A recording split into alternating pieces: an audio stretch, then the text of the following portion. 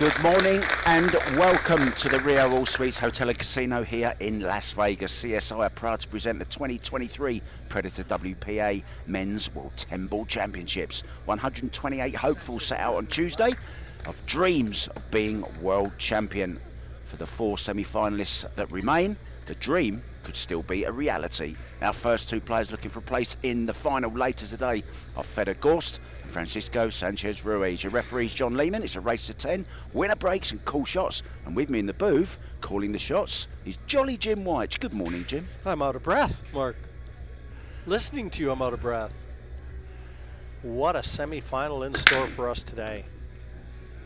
I don't think anybody can argue these 2 are the best players on the planet as we speak. One of them here looking to create history, and Fedor GORST, well, he's looking to remind everyone that titles go through his property.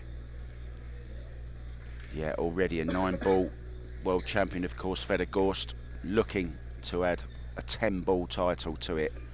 But no one, I believe, wants it more than this man here. To make that history, to hold all 3 disciplines would be, well, it's never been done before, so that tells you the magnitude of the task ahead. And he's on the cusp of being able to do that.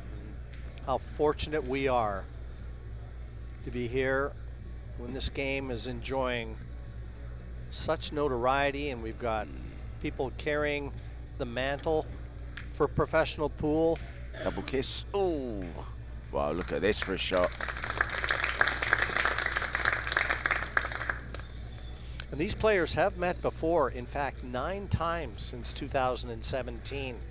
A narrow edge to Fedor GORST, 5-4. But more importantly, Mark, he's won the last 3 meetings. Players on a 30-second shot clock. Each player gets 1 extension per rack. And it is 10 balls, so the player has to call the pocket. Now then, early chance for Francisco. They'll be very familiar with each other. Played 3 times in Euro Tour events. Pardon me, make that 5 times in Euro Tour events. Back home, so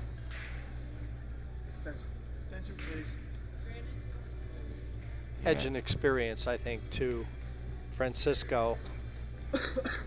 But if there's anyone with the better fundamentals, you know, a smoother stroke than Fedor GORST, I haven't seen them. No, if we were going alone on technique and stroke, you have to favour GORST. It holds up under the most extreme pressure. See the problem, that 5-ball on the point on the left-hand side. That's the reason there was just no value in going after the 3. He had a chance at it. He elected to try and lock him up behind the 8 and just overran that. Yeah, and if that doesn't go, it's hard to see how you can actually develop that 5-ball because it's dangerously close to the side pocket. Sounded a bit funny, that stroke. Yeah, and again, another mishit. Tried to get that cue ball behind the 6. It's early days, and I mean, the pressure of a world title semifinal. Francisco, well, he's been defeated once in this event. Levan Corteza fought his way back.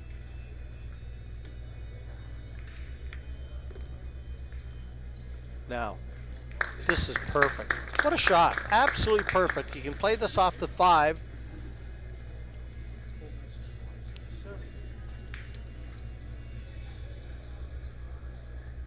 Yeah, tremendous shot. Certainly thinking clearly early on. Got to clip this off the 5. Very important. Oh, that's okay. That's totally okay, Mark. And now, the chance to seize the first rack.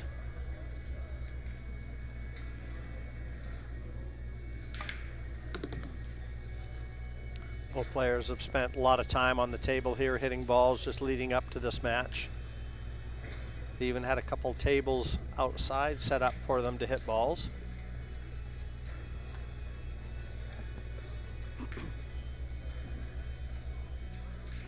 Oh, to be young again. Practice so hard, these guys. Oh, this is perfect. Great shot. Well, I want to be young again, but know what we know. You know what they say about experience? It's what you get when you needed it.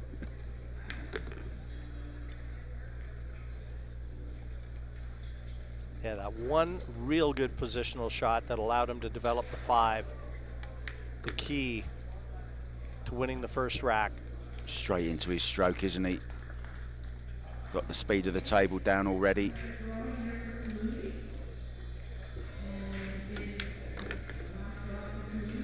Well, I know his father will be watching, his biggest fan, Francisco Sanchez Hernandez.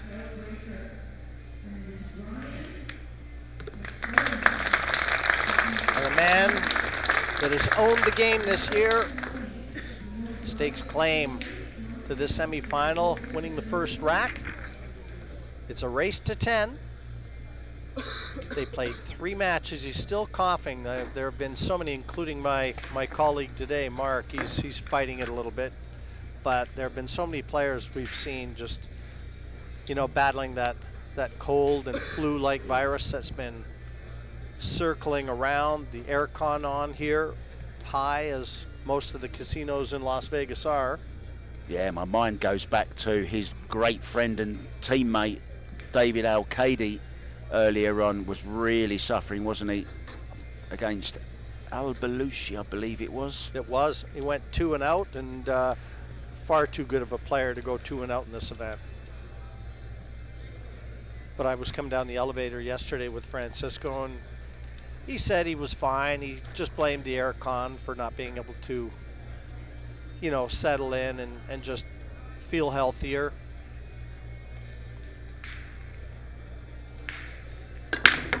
Rack number 2. Oh, what a break that was. No reward. Hit them perfectly. Stopped the cue ball dead in the center of the table. And you know what? These two are so close right now, that could be the difference, the break. It could all hinge on whichever one of them enjoys success from the break. It's that tough to call. Yeah, the one ball that he's trying to make in the side just went a little bit high. So needs to maybe take a little bit off it, Jim. Yeah, and there's a few balls that are concerning as they lay on the table. The 4-6, I don't think that offers a combination.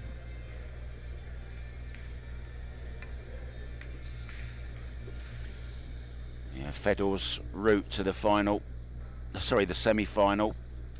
Emil Andre Gungflot in round 1, disposed of him 8-1. And then Yoshihiro Kitatani was his next victim, also 8-1. Oscar Dominguez fell by the wayside, 8-4. And then, well, the real sensation of Vegas, I thought, over the past 11 days or so, Jim, the man from Vietnam, Duong Quoc Hong, 10-1, Gorst, destroyed him. Yeah, Fedor really annihilating all his competition. He had that 1-10-7 win over Jan Lierop, and that was the only time he was really tested. Yeah, he was quite a surprise, I thought. I mean, I know he's known in Europe and on the Euro tours, Jan van Lierop, but he gave a good test, as you said. Gorst just too good though in the end. That's and this is a great shot. Look at this, Jim. I'm sure you've played a few of them in your time on a snooker table. It was only because I couldn't make anything. That was you attempting the pot, wasn't it? Well, the jump cue is out. Yeah, don't be surprised if we see a lot of the short sticks today from both players.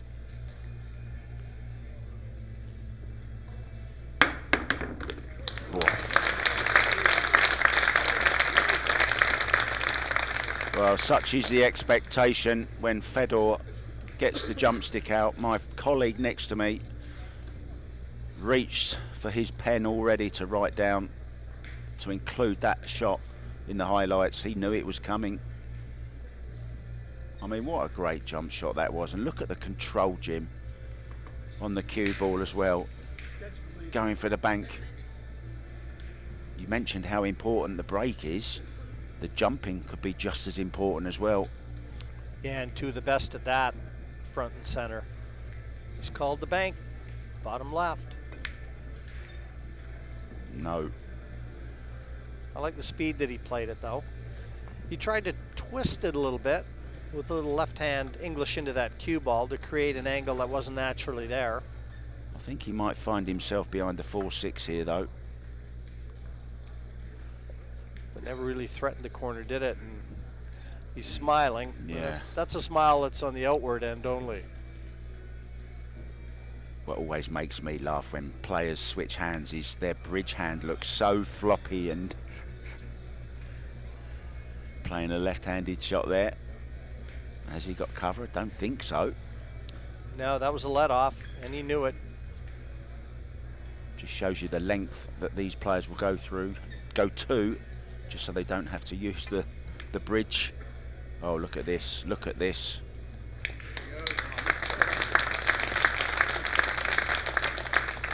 Well, I think Francisco knows that he bought this. He's got to own this one because he should have had Fedor tied up. And we're going to be treated to two of the best players in the world, playing every aspect of the game to a very high quality. Safeties, kicking, jumping, positional play, all the things that go to make up the complete cueist. Well, now he's looking at going behind his back.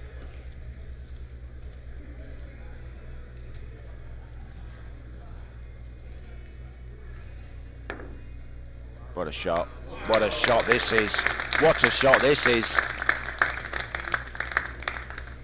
He even apologizes.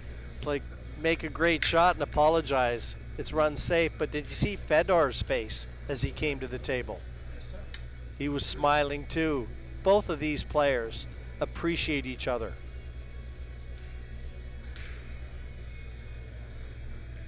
Well, how lucky are we, and how lucky are you guys at home watching this all.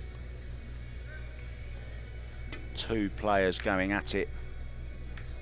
Oh, this is just amazing stuff.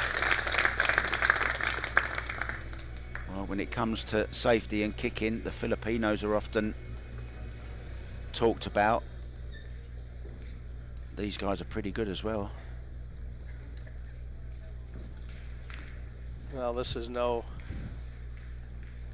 easier than the first one that he escaped. He's looking at that side cushion. Or is he, no, he's going to try and push the 6 up to the 4. Just try and lock the 4 up. Clever shot. Well, again, he couldn't. Didn't have that option the first time. Otherwise, he probably would have done the same thing. But there's a couple balls on the table that are concerning now for Fedor with ball in hand. The 7 just above the 10 looks difficult, and obviously Francisco just laying that 6 above the 4. That's a problem. He did just have a look to see if the 7 went in the side. Oh, he's gone short side on this. Needs it to run. It hasn't.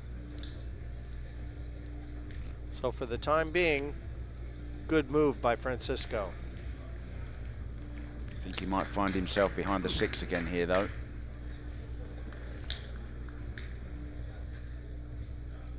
Cue ball between 6 and 10.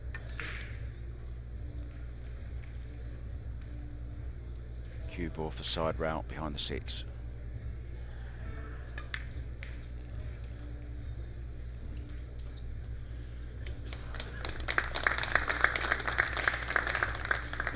Two players known for their attacking qualities, but we're seeing just how good the other side of the game is as well.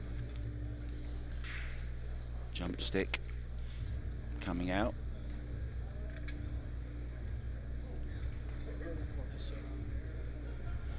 You feel, though, that Francisco has always been defending in this rack.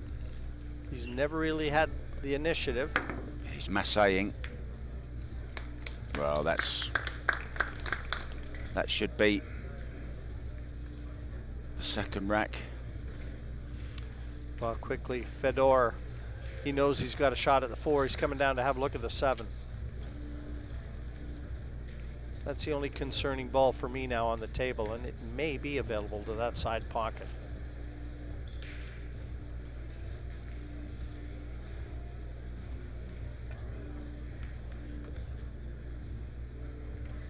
He tried to check that up off the rail. Saw him play a lot of left-hand inside English on that, just to hold it that side. I'm sure he would love to have just drawn into the 10-7 Jim with the right angle, so not risking it.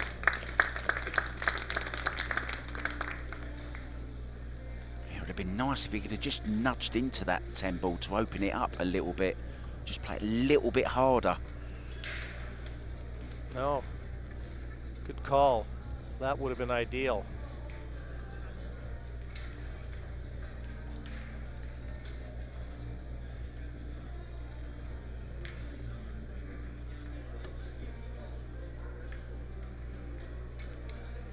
Once again,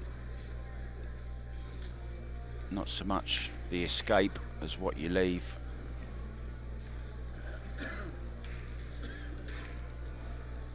Yeah, shake of the head, he knows. And if Fedor can leave himself an angle on this 6 ball,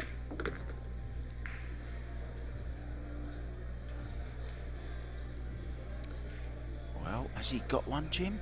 Can he draw into this, do you think, or run off the back rail into it? Running off the back rail, the danger of welding that cue ball in behind the 10 is there. So it's really personal preference how he sees the angle. He's going high. But he's got to try and get to that 7. Play it at speed. Oh, it goes in the side, but he's overhit this.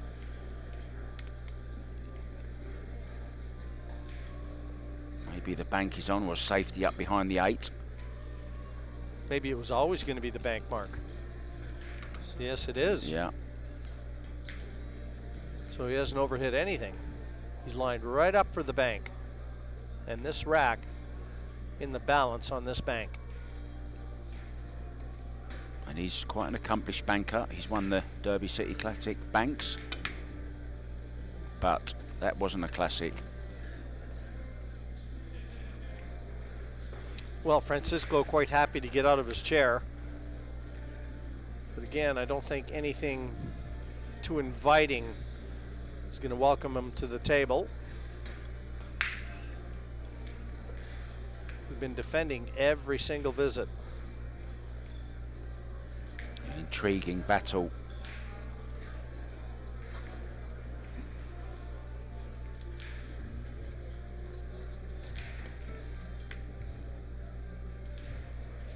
Oh, this is a nice shot as well, well controlled. First opportunity for him to turn the tables on Gorst. We'll see if Fedor can reply in kind.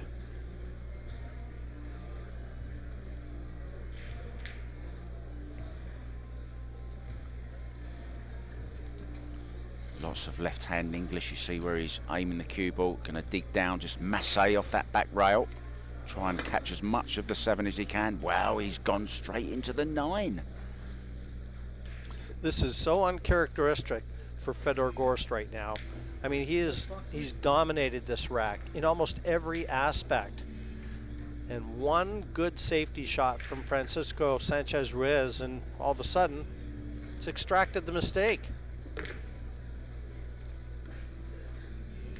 And these early racks, well, they're pivotal.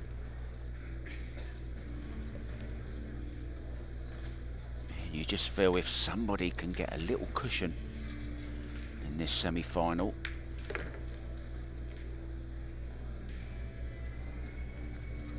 This will be 2 racks.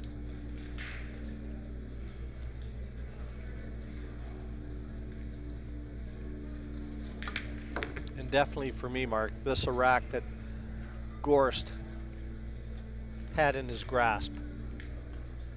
So this one will hurt. Yeah, as you say, the upper hand in a lot of the safety battles. In it goes. 2 racks to 0. And Fedor still yet to get on the board, Jim. Always important to get off to a good start.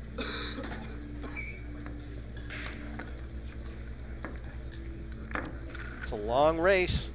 Race to 10. Place in the final. Awaiting the winner. Yeah, and what a great other semi-final we have for you a little bit later on. Joshua Filler, who is living up to his nickname, the Killer, this past week. I mean, since Tuesday, he's been playing unbelievable stuff. He's up against Eklan Kachi. That's coming up at 2 p.m. this afternoon, and then our final at 5:30. Who's going to be in it? Well, Francisco Sanchez Ruiz has got off to a great start here, breaking off in rack number 3. Yeah, I'm not going to say that Josh Filler has been dominant, but no one's managed to win more than 4 racks from him all week. Just a commanding display of 10-ball prowess. Yeah, last night against Ko Ping Chung, he demolished him 10-3. Now 6-ball, knocked the 4 in. No joy off the break, and yet he still finds himself 2-0 in front. He hasn't left anything easy for Fedor. Saw the 1 ball just slightly high again, just catching the point of the side pocket. That's the ball they're trying to make off the break, breaking from the side.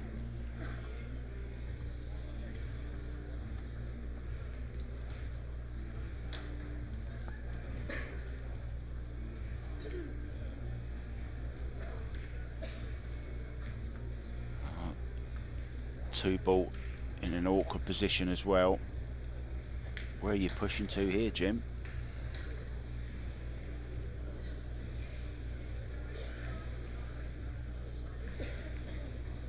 Just leaving an edge of it.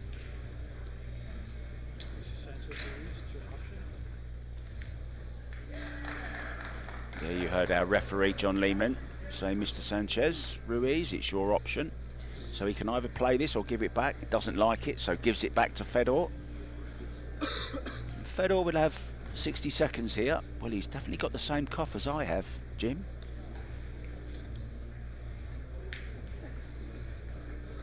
Yeah, I'm sitting as far away from you as I can. I probably gave it to you. You probably gave it to Francisco as well. Oh, that's a great shot.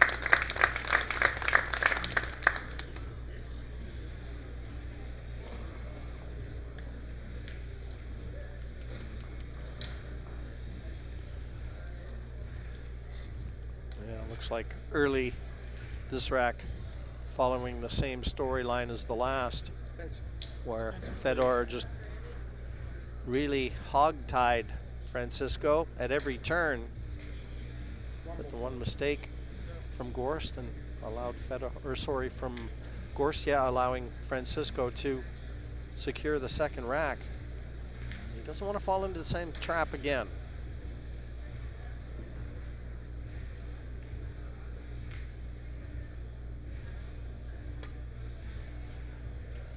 Oh, great hit.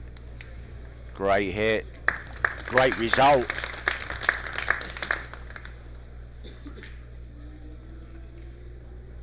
Just missed the 3. Negotiated the escape there to perfection. Yeah, 9 years difference in these two, Jim. Fedor 22, Ruiz 31.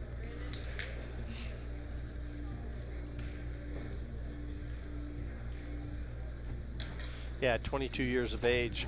Fedor GORST, a scary prospect for all the pool players on the planet. His best is yet to come.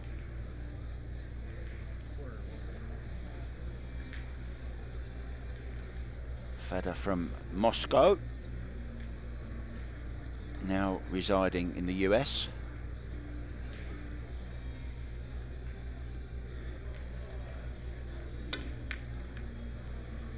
Great effort that was. Played it with draw as well. Got second prize, I think, Mark. He hasn't left a clear path to the one. But it was full throttle. He called that corner pocket. Jump cue.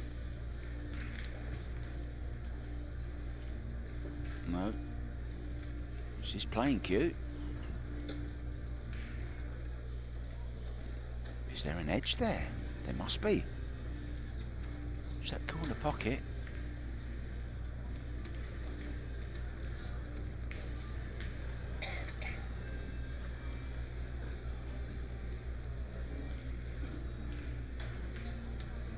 Audience engrossed in this. We also have like a little theatre set up as well with rows and rows of chairs facing two big screens. For those that can't get into the arena, they were queuing here, weren't they? They were sitting here an hour before. That's right, an hour before. Fans were making their way to grab a good seat. Well, this is a mistake. There's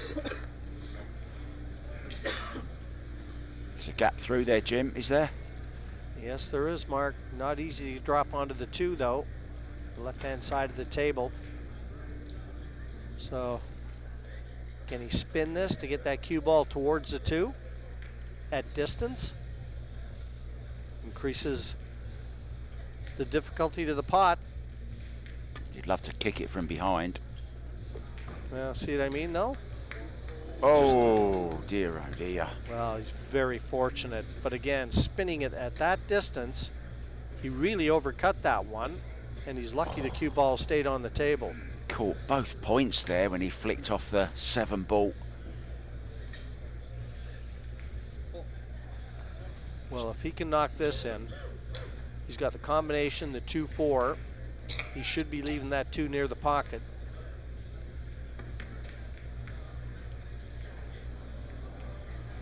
And he did. And this finally, a big chance for Gorst. But that was an opportunity given away. Yeah, I think it's his first real chance in open play here, early on in a rack. And now we're going to see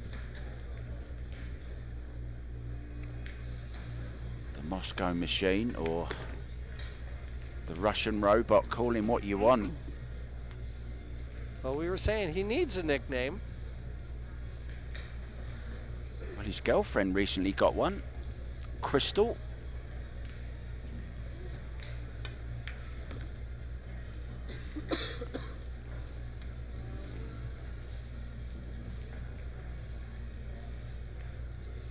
Perfect angle on this 5 ball to just draw off it like a draw stunt.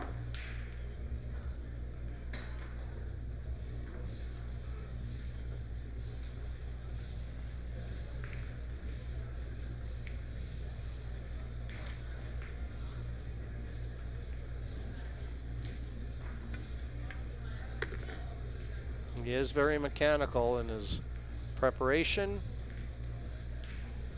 I mean, every time he gets down, it's exactly the same. His timing.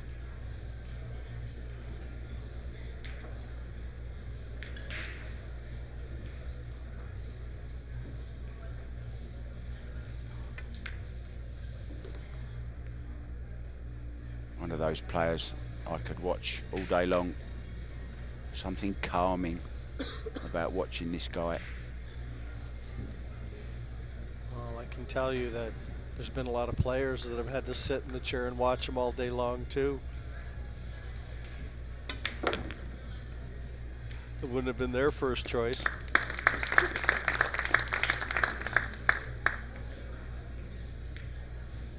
He can go short side on this if he has to. If he's a little bit straight.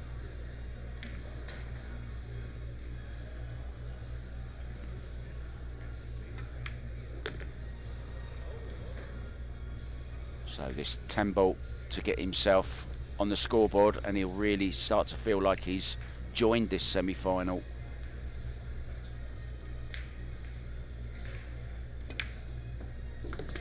In it goes. Just a little example of what this guy is capable of. As we see the 10 ball going back in there.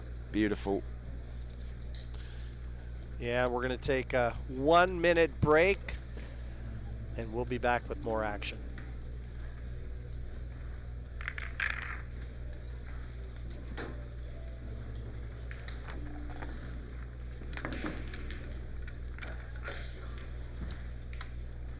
The first 3 rounds were quite okay because I was playing 1 match a day, had time to rest, and was playing actually good. My first 2 matches I played almost perfect. Then I played Oscar in the winter qualification round.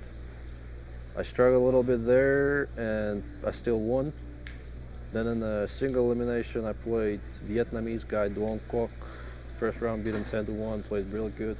And I played Jan van Leer from Netherlands in the last 16, won 10-7, was a tough match that I could have lost probably, and got lucky there. And then I beat Dennis Grape in the last 8. I did play in the World 8 Ball, and that's why I lost to, I remember that match still, I could have won, but he just ran away. You know, I'm looking forward to this match. It's going to be a good match, and I'm looking forward to get a revenge.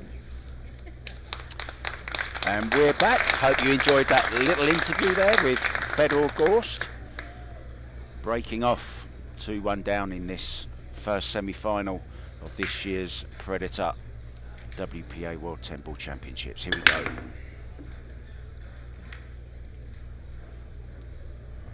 Well, look at this.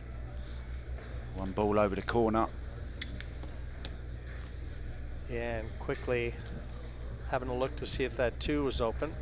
Don't think it is.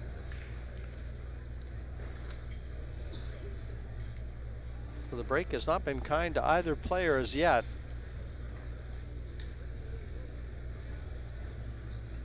Yeah, just wondering if he was maybe contemplating going rail first on this, Jim, to try and swing the cue ball round the angles to try and get close to the 2. Not sure how straight he is. Going straight at it. Wow, look at this for a draw.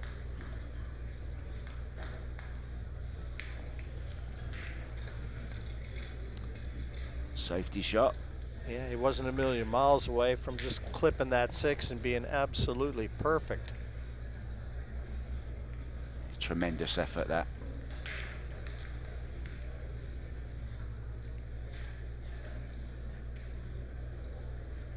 Who else has stood out for you this week, Jim? Anyone else impressed you? Well, Eklund Kachi, who's still alive. I mean, he's just doesn't look like he's really hit his top gear yet. I mean, his timing could be perfect, but it's pretty hard. I think Josh Filler has come here on a mission too. But how often, how lucky we are, the 4 players in the semis here, Mark. They're all world champions. Every single one of them. And I mean, when was the last time you could say that about your 4 semifinalists?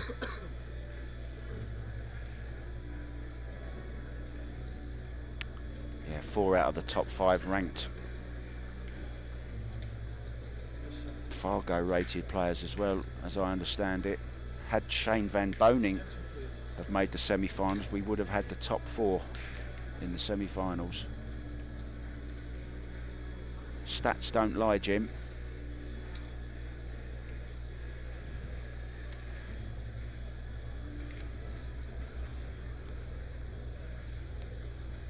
Obviously not the toughest hit, getting it safe. I mean, he's called a corner pocket.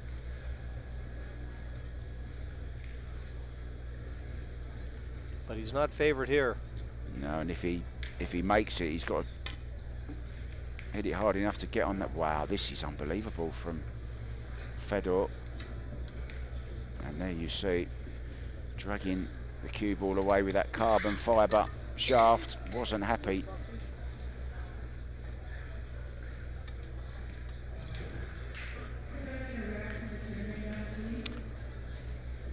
He certainly looked a lot better last night in the quarterfinals in his defeat of Dennis Groby, didn't he? Looks like he's not quite found that gear yet, Fedor GORST. It's still early going, 2-1 in favor of Francisco, but he doesn't want to let him get away too much.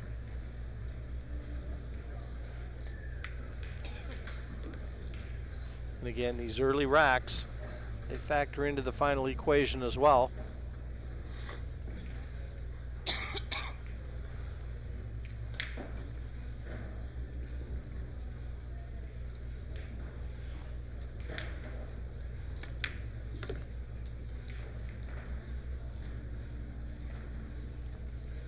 This is the second tournament they've played in 11 days. We started out here with the Las Vegas Open.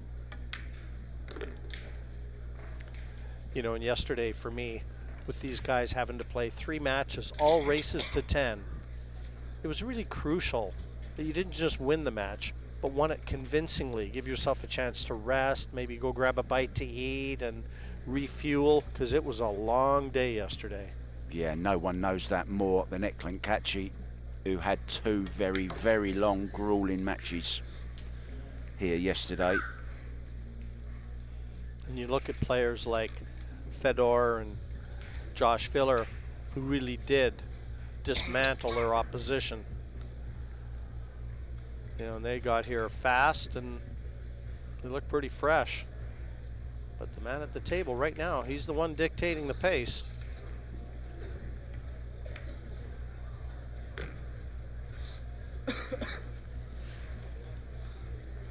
I don't know, you're hearing a lot of coughing going on out there. There really is a cold bug going around the Rio. It has been all week. That's a good disguise for mine, Jim.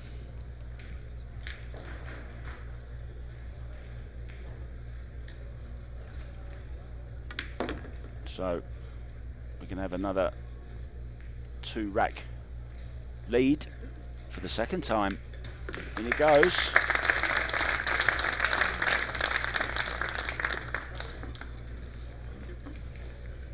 Yeah, as great a player as Fedor GORST is, like there's a lot of people that would dearly love to witness history, and that man has the chance to create it. Opportunity to hold the 8-ball, 9-ball, 10-ball world titles all at the same time in succession. Won the 8-ball in Puerto Rico, the 9-ball back in November, won the 9-ball in Poland last month, and US Open, of course, in October. The World Teams with David Alcady also, and a Euro Tour to boot. Just an absolutely dream year. A year like no other player has ever enjoyed. And Fedor GORST is standing in his way right now, or sitting in his way. But GORST, he'll have a say in the outcome here, make no mistake. He's just too good of a player. And the way this table has been breaking, I haven't seen anyone put more than 2 racks together.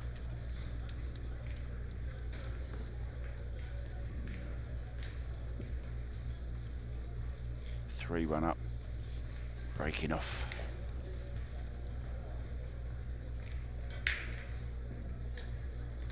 Swap sides, Jim.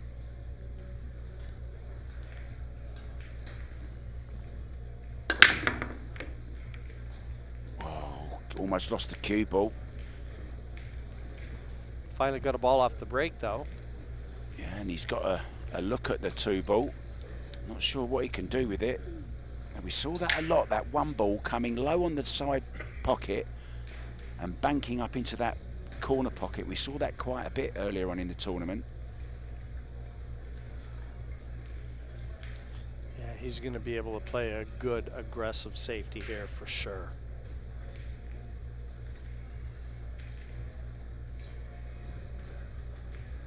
Should be able to just feather this cue ball and hold it behind the 7.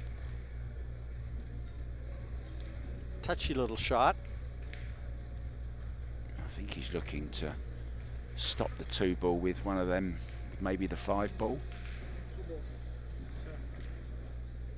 Oh, he's going to play it He's called the top corner pocket for the 2, so he wants to bank it up table and keep the cue ball behind cover. Can he get behind the 9? He's tried. Needs this to run. That's a let off. That's a big let off. Gorst should have been in a lot of trouble coming to the table. Disappointment on the face of the Spaniard as he had a quick look. You know, the reason that he played it that way, I think, Mark, is he tried to dislodge the colors on that side of the table too. A little bit more of an attacking safety, but he just didn't hit it with enough pace.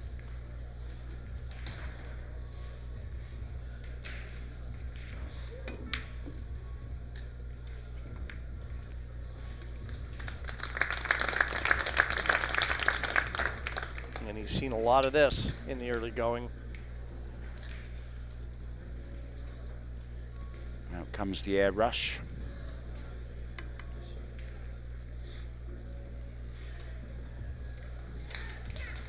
Side pocket nominated. He's going airborne.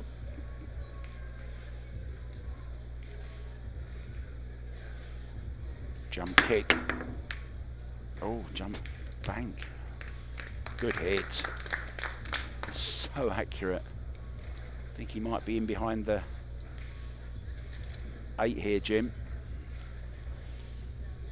Yeah, the natural angle. Take the cue ball in behind the 4 and the 8 again.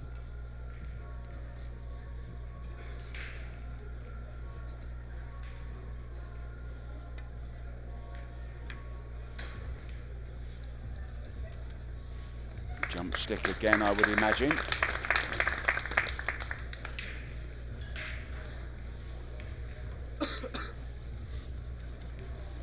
He's not a well man, is he? He'll feel a lot better if he wins the World 10-ball title. Yeah, 60,000 It's better to the winner. It's better than any cold medicine. Runner up will get 40. Well, he didn't really get into that, did he? Looked like he ran out of energy on that one. Chance. A chance for Fedor. 4 semi-finalists already guaranteed 20,000 each. I'd love a shot at the 60 though.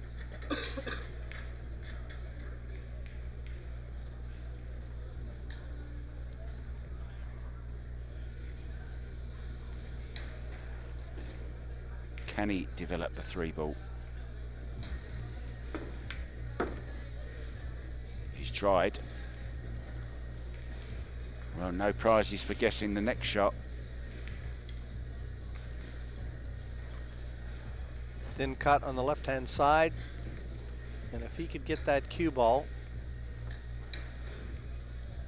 in behind cover again at the top end of the table, how evil this would be. Needs it to run. Oh, it will. And it has. And that is perfect. Speed control. He's loosened up the 7 and 9 slightly.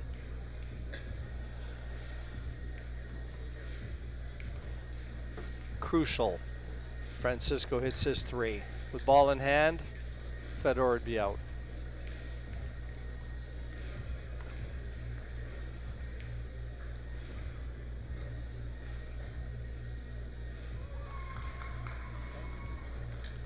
Second time, he's opted to cover.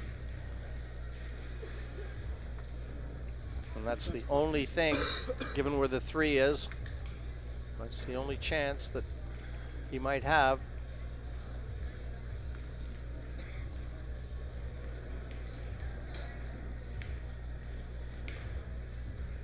Sticking behind the 7 here.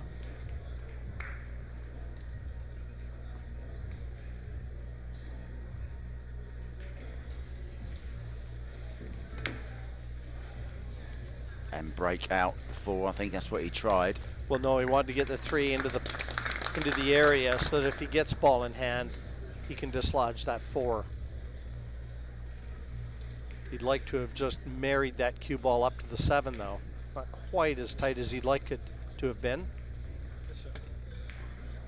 I think he's definitely going to open up the 4-8 here.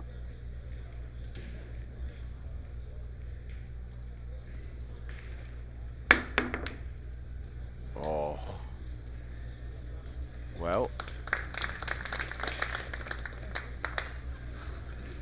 yeah, he'll take that in a New York minute. He knows he's left a long 3, but he hasn't opened the 4 and the 8 up, so no positional value in knocking this 3 in, and it's not that easy of a safety.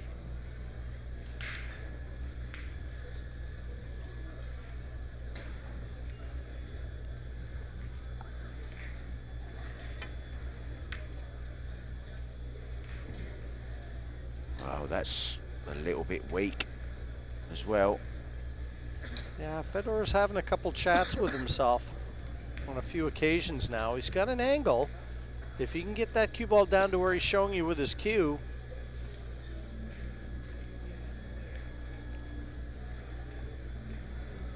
but this white ball is going to be headed over towards the 4 and the 8. Well, if he can knock it in, you'd think the least he'll have is a really good safety opportunity. Quick look at the shot clock. It'll be winding down. Each player with 1 30-second extension per rack. So he's still got plenty of time here.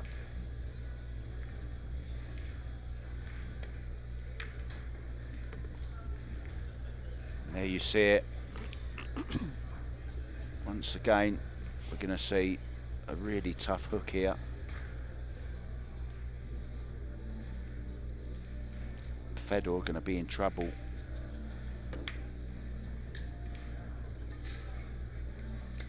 Get that 4 ball back out into the middle of the table, make the hit that much more difficult. But such is the caliber, the standard of play in the semifinal. It's just subtle little things that are going to be the difference. You know, a weak safety here, or a weak safety there, and they're wresting momentum away from each other, and you're watching it happen. More like a boxing match at the moment. Now a chance. And Fedor, not for the first time, coming out second best in a safety duel.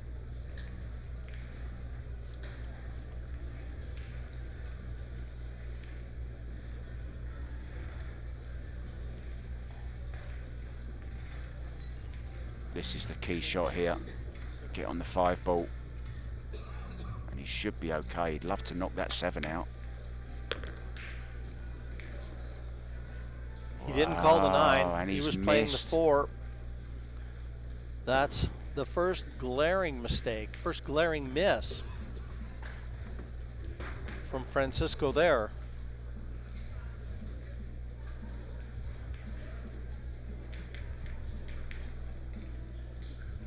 Yeah, probably took his eye off it, was concentrating more on the positional side of it. He did finish nicely on the 5 ball.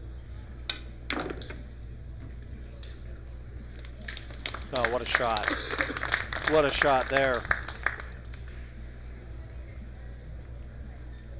That's going to go a long ways to helping Francisco remember that miss.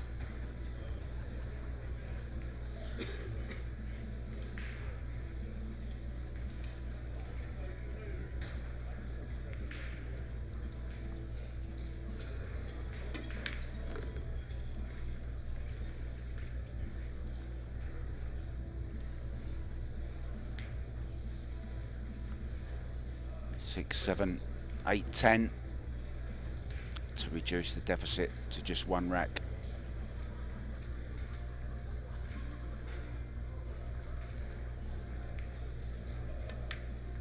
I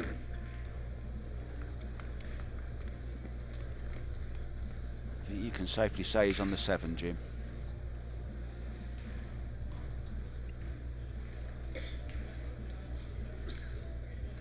Draw this away from the rail slightly, just a couple of inches.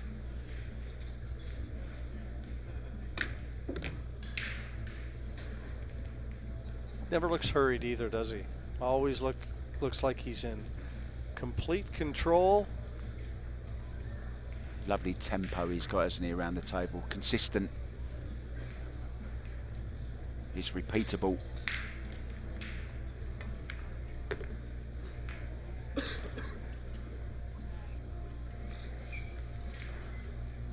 Yeah, he is a force in professional pool, make no mistake.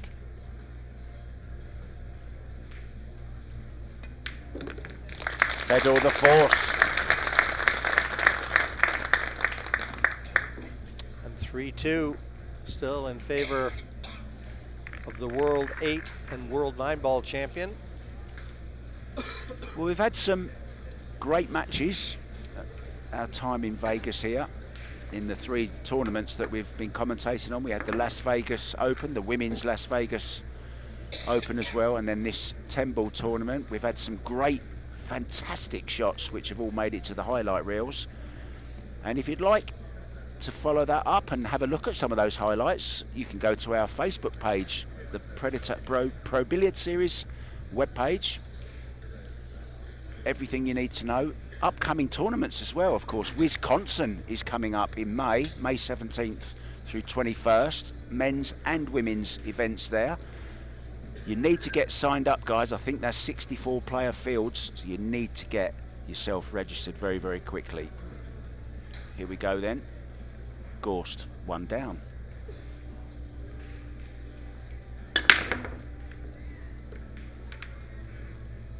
Well, that's a bit different. Look at this. Best break we've seen so far.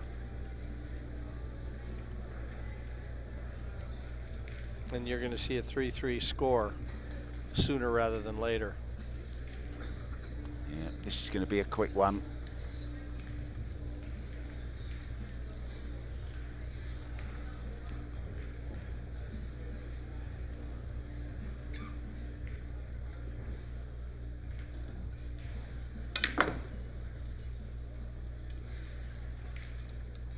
Yeah, managed to get the correct side as well of this 2-ball. Great shot.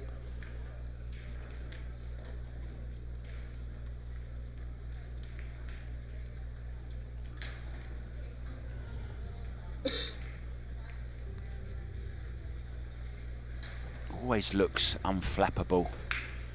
Never really see him under any real pressure.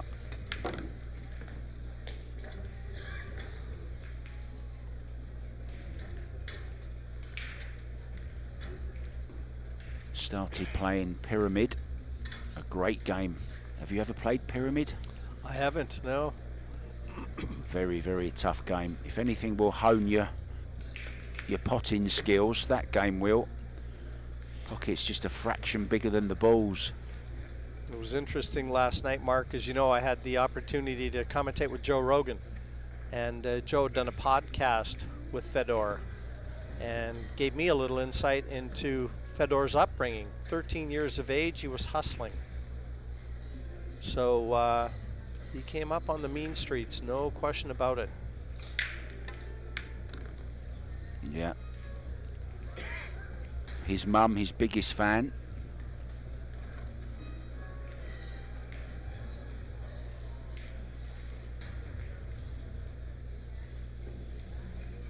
Gotta be a little careful here. He didn't quite get that cue ball where he wanted it. His 5 goes into the top right corner, but he could weld that cue ball behind the 8 as well. Yeah, he's opted for that. A little surprised he didn't finish up.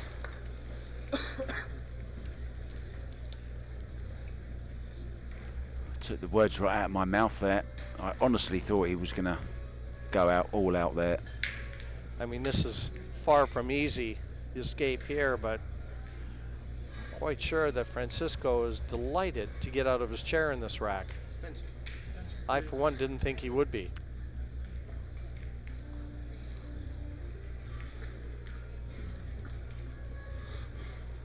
From Murcia in Spain. Great country, Spain. Great weather, beautiful food, friendly people.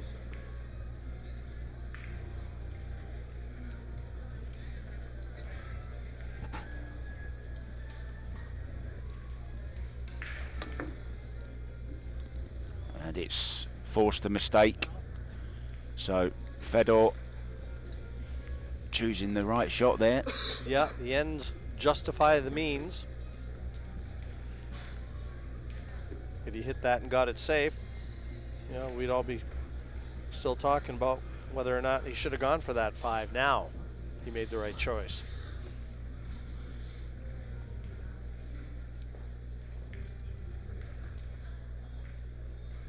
Fedor will be level for the first time since they started.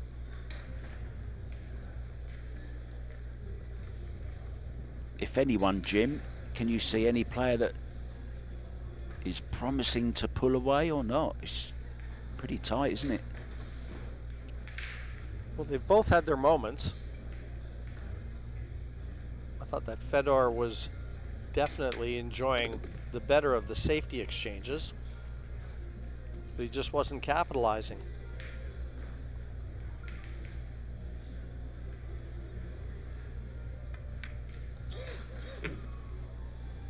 But I think with 6 racks in the books, 3-3 is a very fair and just score.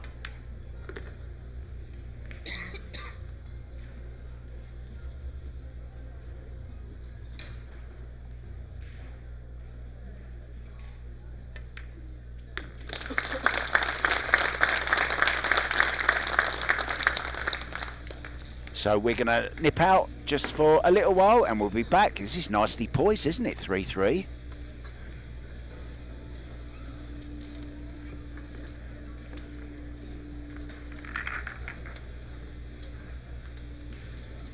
I'm really happy to reach the semi-final. I mean, I was playing so good during all the tournament, but this tournament was special because I played, especially with Chang. It was a tough match. He's one of the stronger guys. Yesterday I beat Japs. I'm really happy about that. But now I play semi-final. It's a new day. It's only 2 matches for take a goal. So let's try everything now.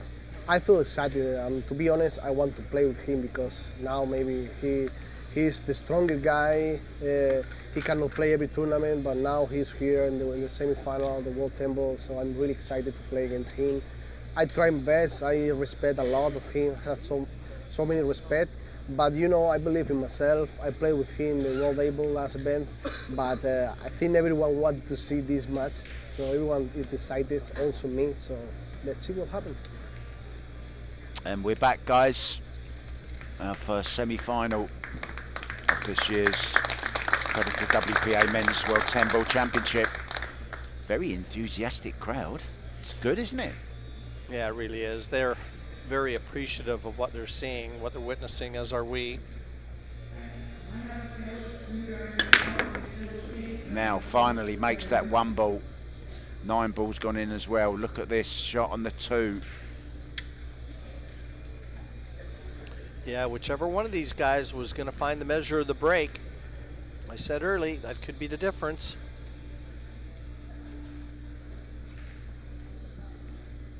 There's that little to choose between them.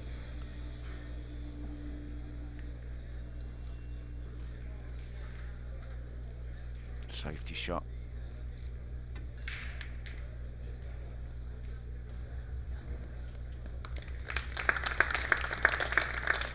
He's not happy with that. He's put it near the rail. And I think there's a path through to the rail where he needs to hit it as well. Yeah, he wanted to get that cue ball just on the other side of the 5 and take this one cushion escape away. And that's what the shake of the head was about. If he makes it, he'll have a shot at the 3 as well.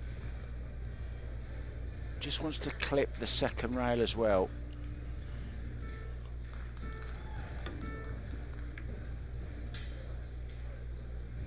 Well, he'll settle for that. Yeah, for the time being, but a jump. If Fedor can reach this comfortably, this would be a pretty straightforward jump shot, and the 3 is right there. So back he goes.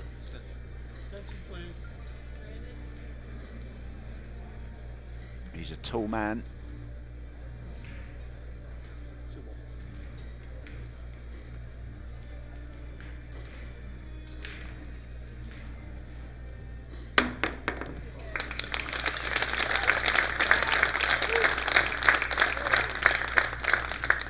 Kills the cue ball dead.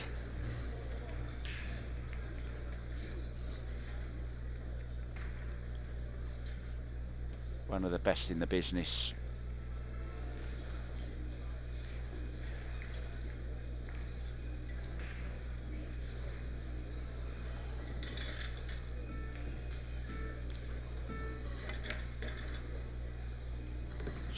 strokes it down the rail.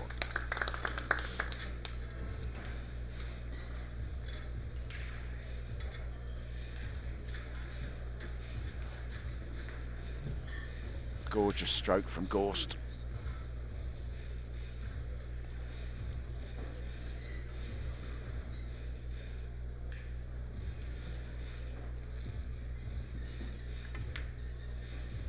Oh.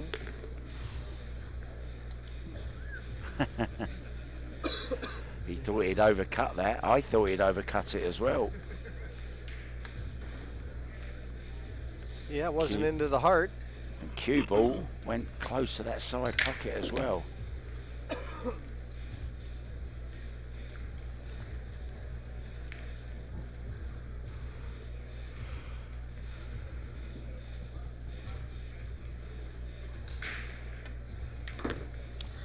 That World 8-Ball Championship that we mentioned that Francisco had won in Puerto Rico,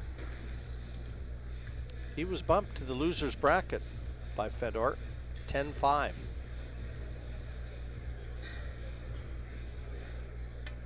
But Sanchez Ruiz ended up with the last laugh there, didn't he? Yeah, beat Zelensky in the final, wasn't it, from memory?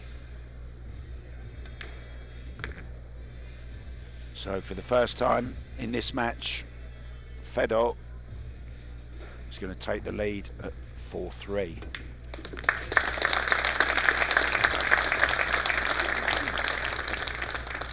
Yeah, just kind of a raise of the eyebrow.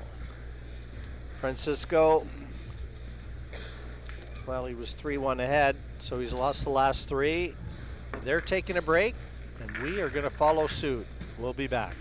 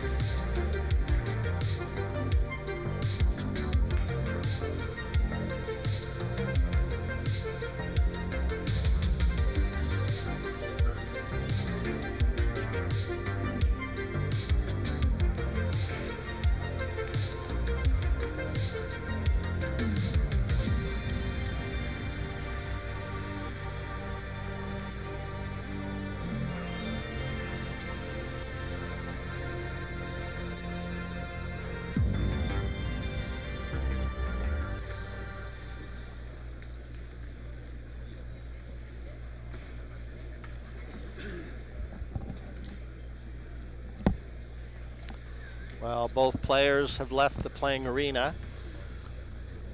But we were talking about the crowd and how early they made their way to table number one this morning. They were an hour ahead to grab a good seat. Let's have a look around. Who do we see? Let's see if we can spot some lookalikes as well. I like playing that little game, Jim. There's a Tony Robles lookalike there, look, on his phone. He's got the same haircut. There's Rahana. Is that Rahana? That is, isn't it? There's somebody asleep there, look. Come on, wakey, wakey. Never mind the shot clock, she needs an alarm clock, Jim.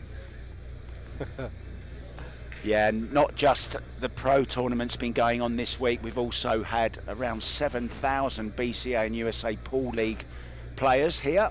They've all been playing their leagues throughout the last year, and they've had their big world finals here this week as well. 310 of the new Predator Bar Box Apex tables have been in use.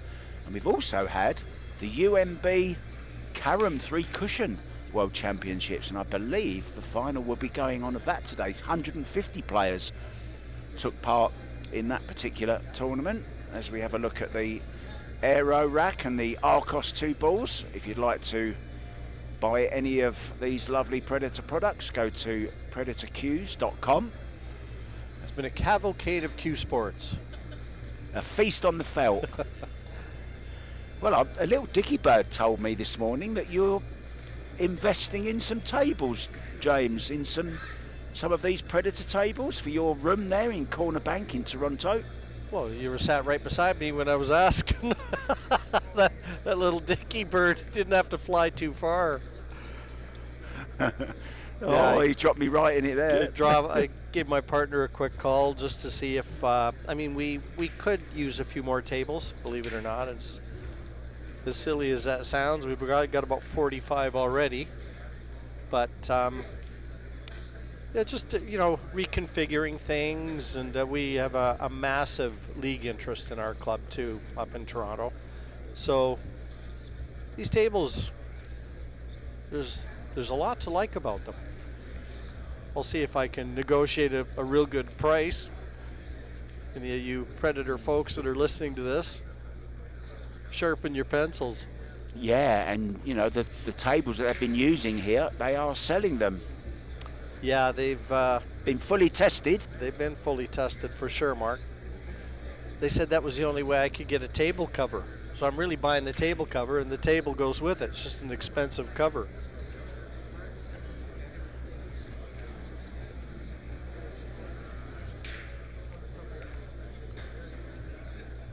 Is that Jurgen Klopp, the Liverpool manager? Who's that? I don't know who that is. I'm sorry.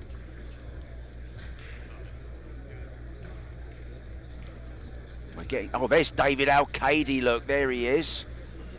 He must be cold. He's got his puffer jacket on. We call them puffer jackets. What do you call them, Jim?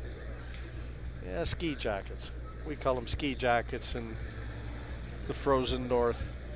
And let me tell you, I'm going back home tomorrow to about another foot of snow.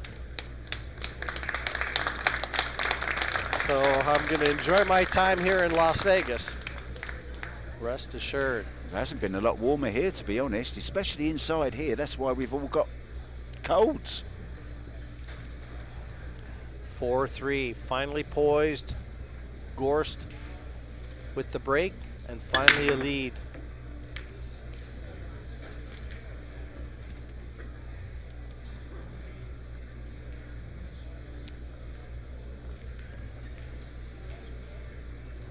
And whatever he did when he took his break, it didn't help, because he broke well the last couple times. Now the 1 and 2 nicely positioned.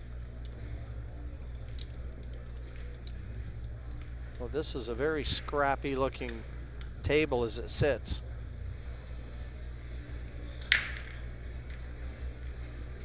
You'll notice a tattoo on Ruiz's arm. That's his nephew, I believe.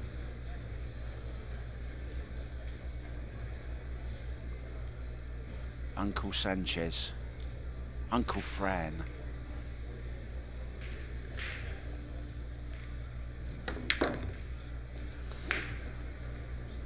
He came out far enough. He had to clear that 9. He's been looking at this 3-7 combo, I think, as well.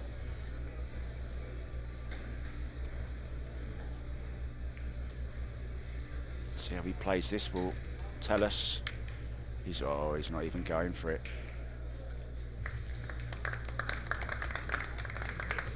Yeah, the balls dictate how a rack unfolds, and given that it is so scrappy, you know, trying to extract the mistake, get ball in hand. Fedor off flying again.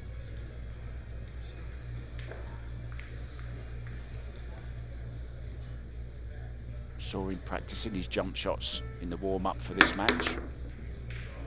Oh.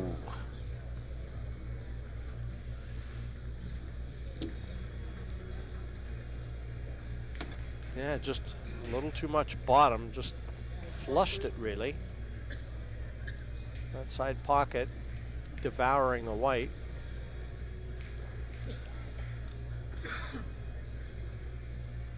Possible bank shot on the 3. Get the cue ball back in the area that he's got it in right now.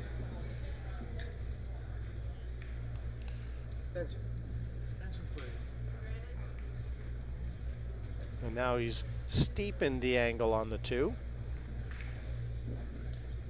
Possibly to try and take the cue ball over towards the 3. Yeah, in between the 3 and 7 would be nice, wouldn't it? I like him going for the bank here, Mark, instead of trying to develop it. I just think there's more value in just trying to bank that 3 where it is. That's his choice. Yeah, it's a pretty straightforward one as well, isn't it?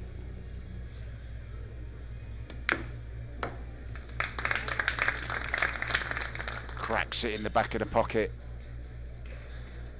Yeah, at this level, you've got to make bank shots like this.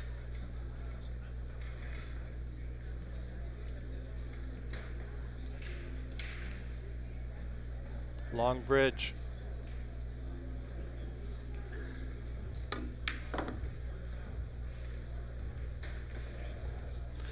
He's a little quicker around the table than his Fedor. Yeah, just slightly wrong side on this. He would rather have been just stunning up for the 6 ball. Just going to draw to the rail.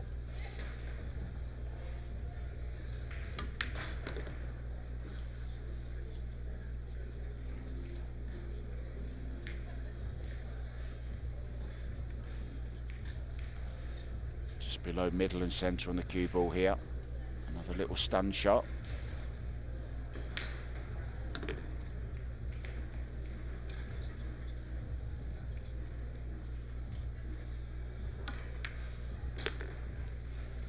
Poetry in motion, Jim. A little bit of a heavy contact there, it sounded like.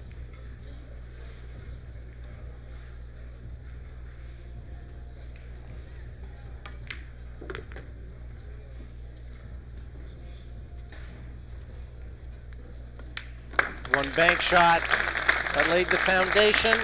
And we are back. 8 racks in the books. Here at the Rio All Suites Hotel and Casino, and there is nothing between these two. And pretty much what we would have expected. Yeah, 2 players at the top of their form. I think we have the 4 best players. Shane Van Boening didn't really hit top form, did he, in this tournament? It seemed like he was always sliding. Never did bring his A game, but he kept surviving matches that he had 1 foot out the door and the other on a banana peel, but he survived. You know, and I thought we're going to get Shane. He's going to find that gear when he needs it, but it just never really came to fruition. But a testament to how good a player Shane is, because you win a lot of these tournaments, you're never going to have your A game at every match. And he probably never did find his A game here. Well, his B game got him to the quarters. Yeah, both these players still searching for their A game as well. They're sort of in between A and B at the moment.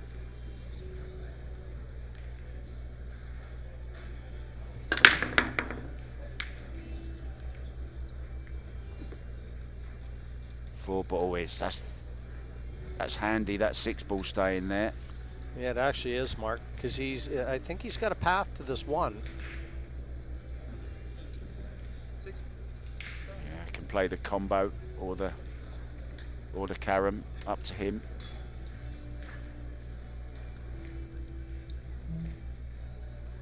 Probably the combo.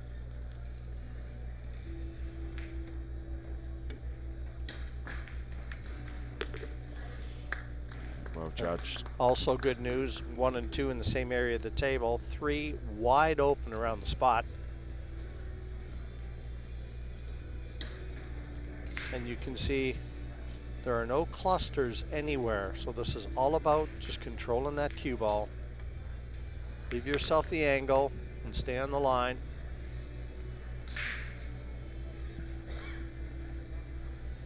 Could regain the lead again very quickly here. Twice across the table.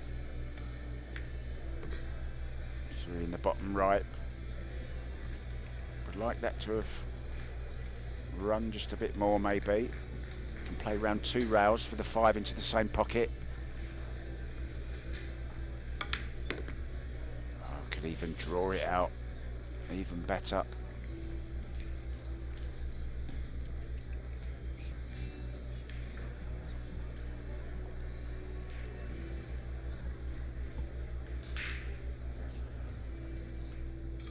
Guy with his cue case there, he wants to jump on and have a game. to wait for these to finish. It's just a little short of what would have been perfect. Oh, man. Wow. I totally didn't expect that. Oh, that's a rarity. And that's him thinking too much about the cue ball. And again, he wanted to be a little straighter on this 5. He didn't want to have to run side cushion to drop onto that 7.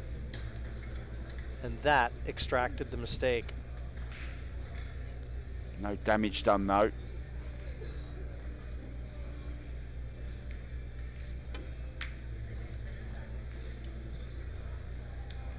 Clever little shot, containing safety. You feel he'll kick at this though. One rail, call the side pocket.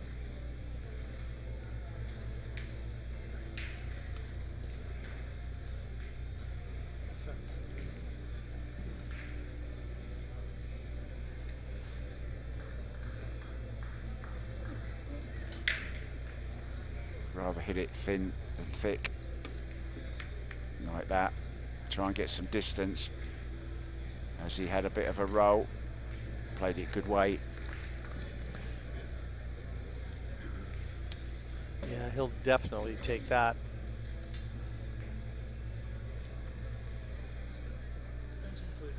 And this is a tricky safety.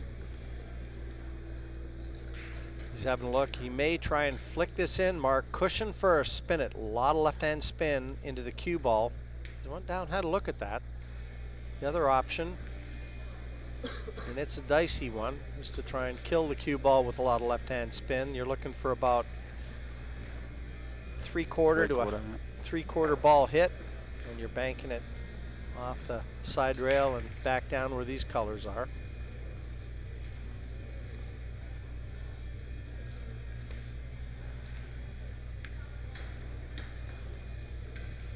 No, he won't be happy with that. He's given the initiative right back to Francisco. That was almost a negative safety, just containment, nothing more. Yeah, it wasn't played with a lot of confidence. It's just how tough the situation was.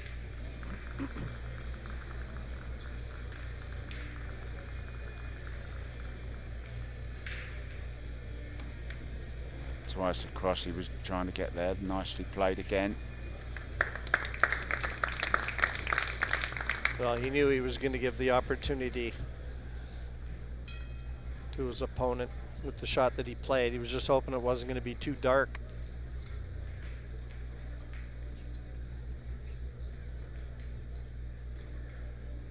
And he's in a bit of trouble here.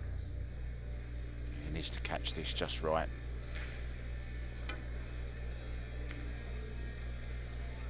Well, this is a chance. It is, but that was a pretty good shot. Boy, it's nice to have 22-year-old eyes, isn't it? Catch the edge, as Fedor just did there. This is makeable, but it's a tough shot. Looking to see if the 7 passes.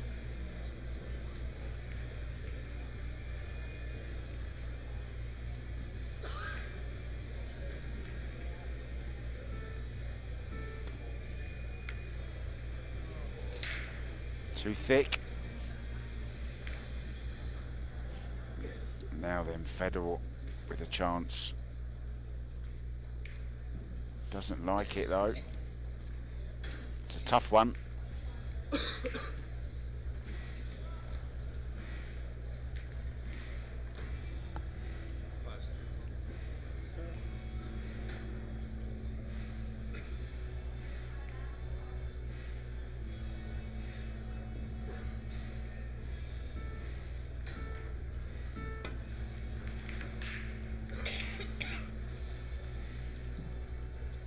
Pretty good shot again, but just a containing one.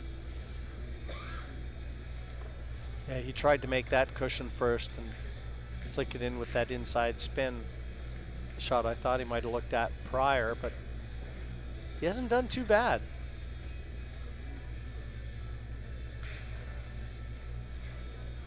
Choices, can try and get it behind the 9, or can go thin again and bring the cue ball down behind the 10.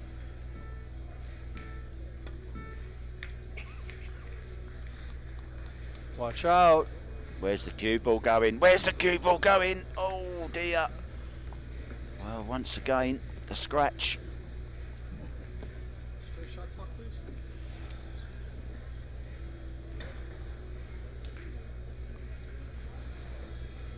Yeah, he had the best luck in the house. It was risky. He knew that. But he felt it was worth the risk.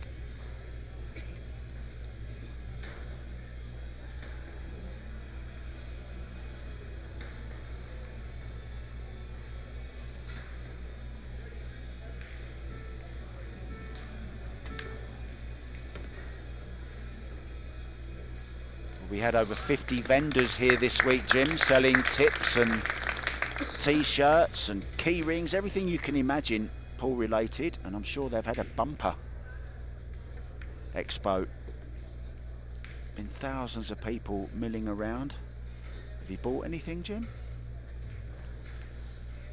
Apart from a $30 drink, of course. I lost all my cash at the tables.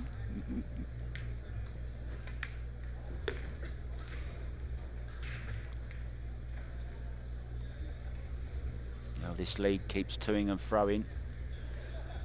It's 9 and 10. We'll put Gorst back in control by a rack, and he'll be halfway to the 10.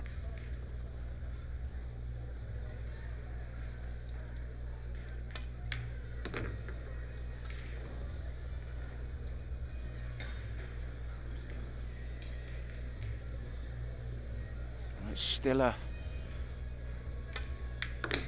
burning ember, hasn't really taken off yet. Hasn't quite had the fireworks we might have been expecting, Jim. No, there have been a lot of tactical exchanges, and we will get back with a quick break, folks, and don't go away.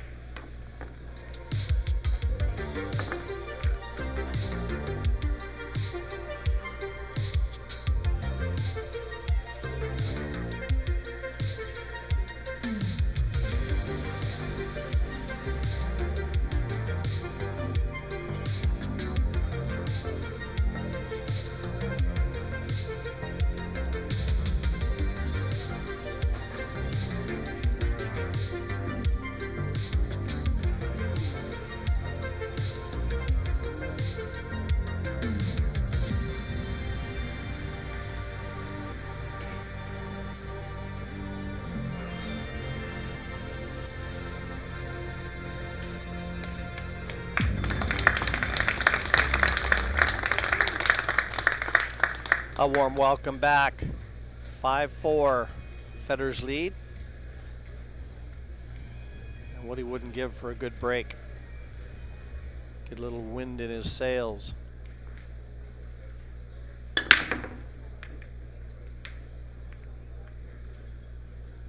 Yeah, but that's not the way this semifinal is going to unfold. It was a bad miss on the 5 in the last rack from Francisco. And he had that one in his clutches. And I'd just like to see one of these players just try, experiment from the centre. I know it's risky, but if you make a ball, you know, they're not making a ball like this. Okay, this produces clusters when you're breaking from the side, so you know, you're not necessarily going to leave an open table like you do when you're breaking from the centre. But I'd just like to see a player try, you know, try something different.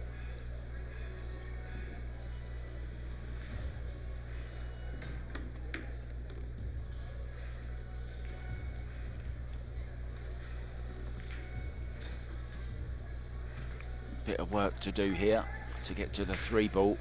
yeah, and the 7 just above the 8 on the right hand side is awkwardly placed as well.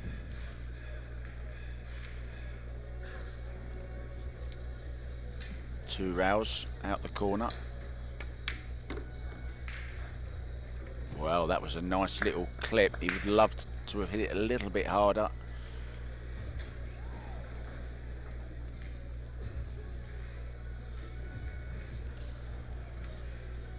Yeah, no value in trying to bank this.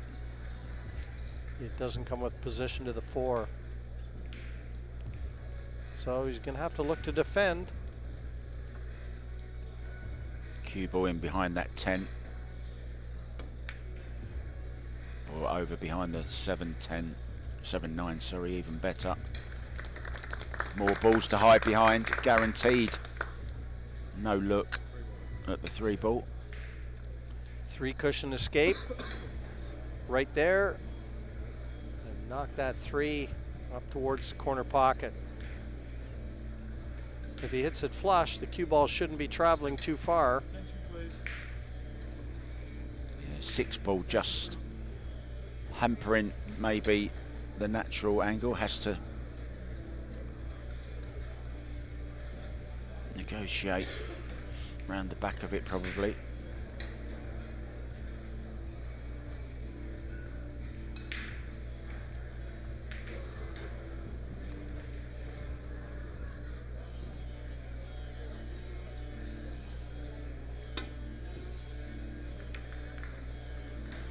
Well, good hit.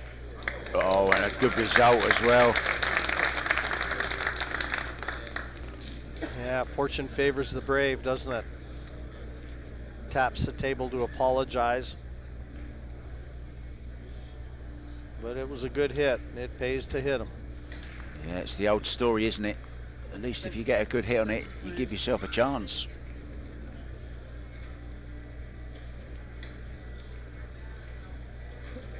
I think the rolls have been pretty even so far. Luck hasn't been really one-sided, Jim. It's going the way the match is, really. No, I'd have to agree. Nothing that jumps out. Needs to hit this.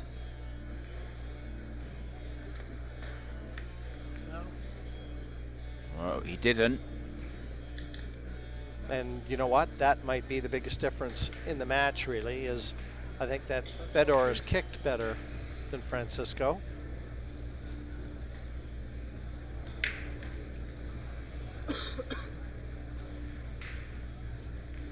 Yeah, and a little added pressure, I'm sure. You know, he's in a position here to make history. And, you know, very, very unlikely to be in that position again, I would have thought.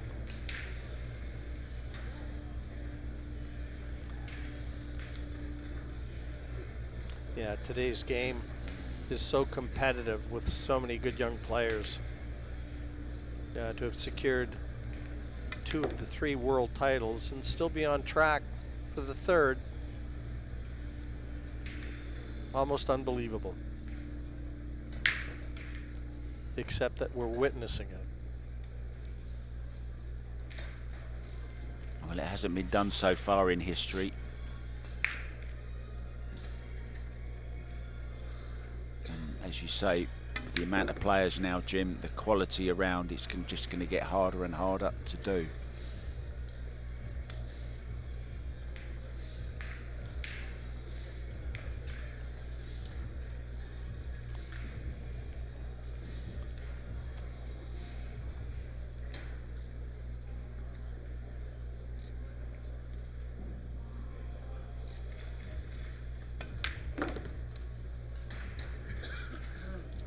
No problems here.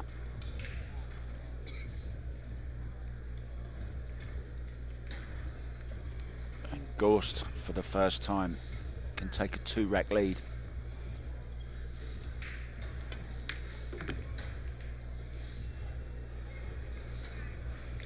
Slow and steady wins the race.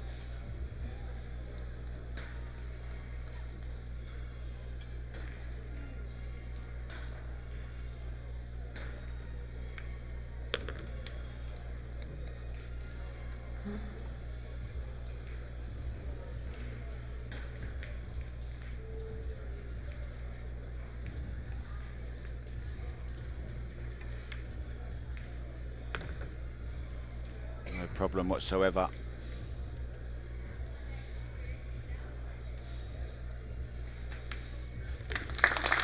First time Fedor a 2-rack advantage. Francisco was ahead 3-1 at one point. But this match is definitely turned in Fedor's favor.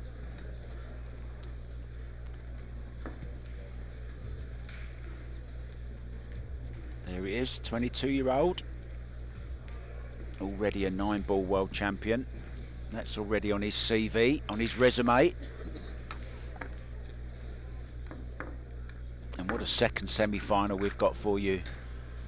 Joshua Filler, who, well, arguably is the best, one of the best players this week also. He certainly had a few big wins, Jim. Conceding few racks. He's not been threatened at all. Not to this point in the tournament. I said earlier, he hasn't dropped more than 4 racks to anybody that he's faced. He and Fedor are the only 2 unbeaten players that make up the semi-final lineup.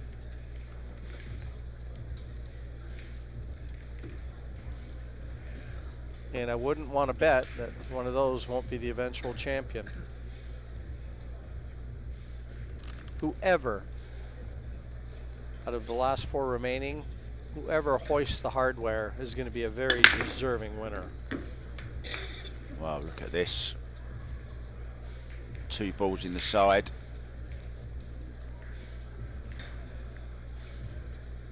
Yeah, the 1 and 2 just followed each other. And I think he's got a wide open look at the 3. Yeah, it goes between the 7 and the 9. 4 ball over the side. 5, 6 combo.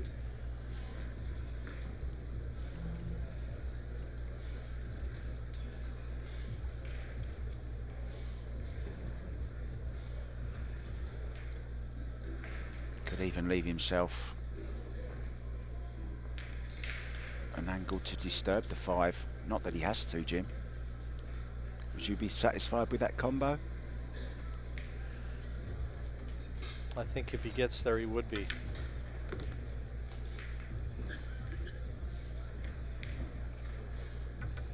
Bank. He's going to move this 5. He's definitely going to move it now. This is risky. I mean, even giving him the bank. Moving the 5. No guarantee you're going to drop onto it. So this is a big shot and a big moment.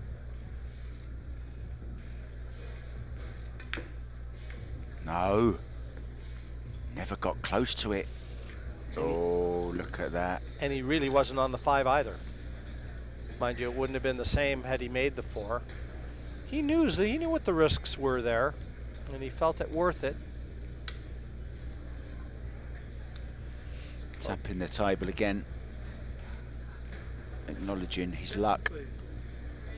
He's got to kick this 1 rail, hopefully make it in the side. For me, Mark, he's kind of taken the initiative back from Francisco, though, and all of a sudden the balls always tend to remember.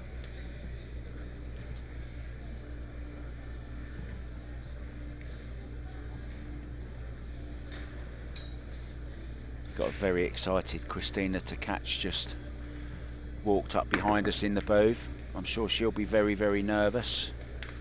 That's why she can't sit still.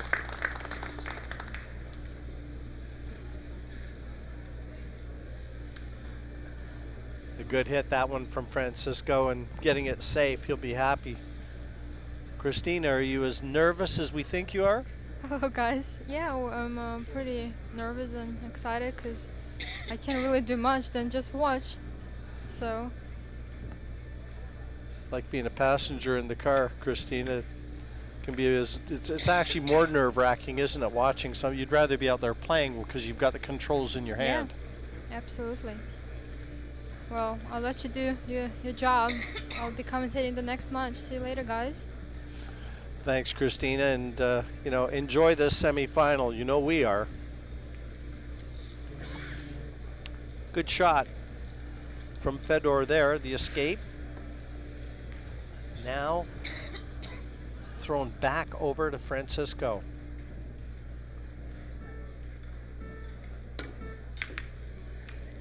Well, it was a good hit. He's made the ball in the wrong pocket. Option then to Fedor. Won't be giving this back, of course. You just heard Christina to catch there. She'll be up commentating catchy. It'll be to catch and catchy in action, along with George Teachea and Josh Filler. That's your next match. Looking forward to that one. Yeah, it would have been. It almost wouldn't have been fair to get Christina to commentate on this match, would it? Great shot. Great shot. Yeah, you just feel that it's starting to go the way of Fedor now. Had a huge pocket there with a 6.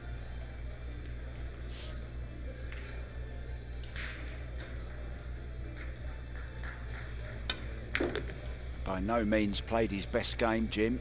Neither of them. He's enjoyed a couple nice rolls as of late, but as I said, it does tend to favor the player that's seizing the initiative, and his safety game has been a little better for me than his Francisco's. He's definitely kicked better.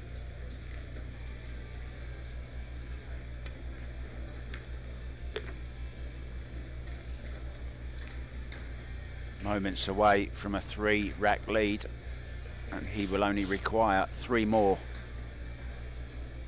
for a place in the final.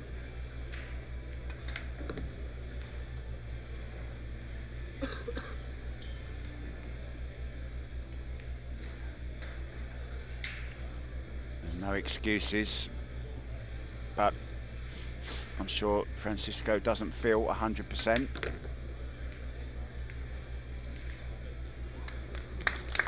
Perfectly played there. He'll be feeling great now, won't he? Trailed by 2 racks, now leads by 3, 7-4. Any way back for Ruiz, do you think, Jim? He's going to have to find that gear that we know all these top players have. He's missed a couple chances, I think it's fair to say, and he'd admit it. And he knows that his opponent is capable of shutting the door. So he really, if he gets the chance, he's going to have to raise his game. He's not out of it. He knows it, and we know it. I've just remembered a story that I want to tell you very quickly. I was watching Conrad Musician the other night up against Sky Woodward. And there was a funny moment. Sky Woodward was chewing gum throughout the game. And all of a sudden he got down to play a shot, and the chewing gum just fell out of his mouth on the cloth. And he was trying to get it off the cloth, and it stuck to the cloth.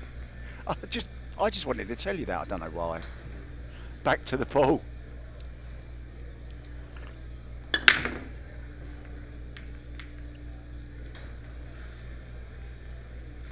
More useless pieces of information. Well, the dry break, but no shot at the 1. It's also important in situations like this. Sanchez Ruiz has to try and stay positive. It's pretty easy to start slumping your shoulders. You know, you've lost, what, from a 3-1 lead. He's now 7-4 down, so he's lost 6 of the last 7. Pretty easy to start hanging your shoulders. Push to the jump. Well, Fedor will be all over this, I would have thought. Knowing him, he'll draw back and leave the bank on the 2.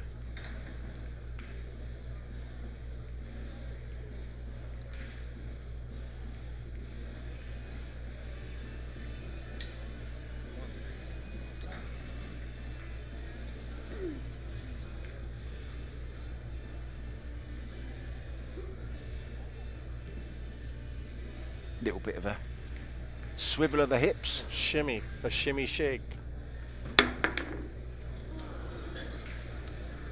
Wow, that's a hanger for Gorst normally. Well, and it's actually unfolded ideally for Francisco because he's got the angle to slide the cue ball over to the 2, right behind the 2. It really couldn't have gone much better for the Spaniard.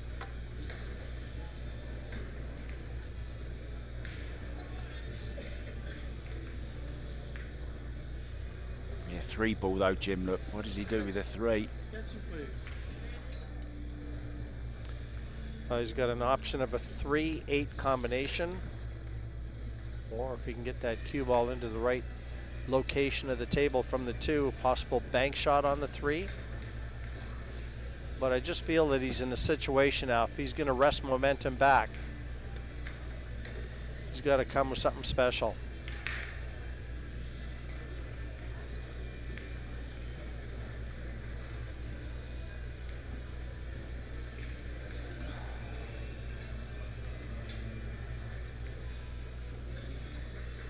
And you know, Mark, with that 10 at the bottom corner, I never even saw that when I knew he had the angle on the 1. I thought he could float the cue ball over to play the 2 down the bottom left. That 10 took that away.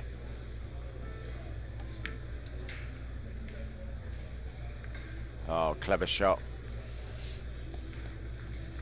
Might be an edge though.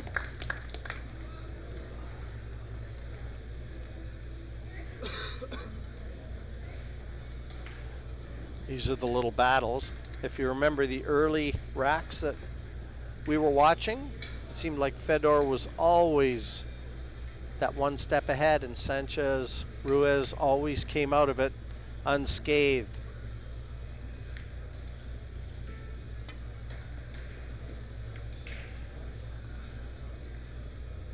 That's gone wrong.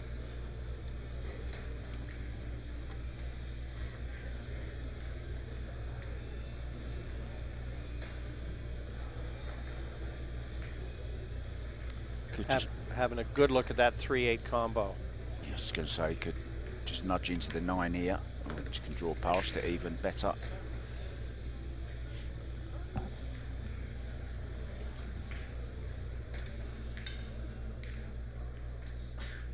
Still got a spring in his step. No. Yeah, it was almost a look of determination, but again, falling short. Took it very quickly.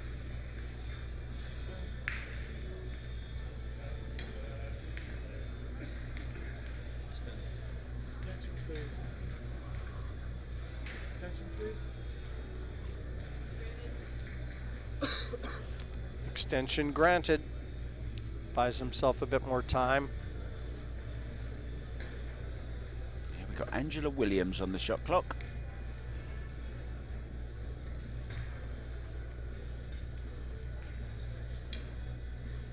I wouldn't want that job, Jim. Pressing those buttons.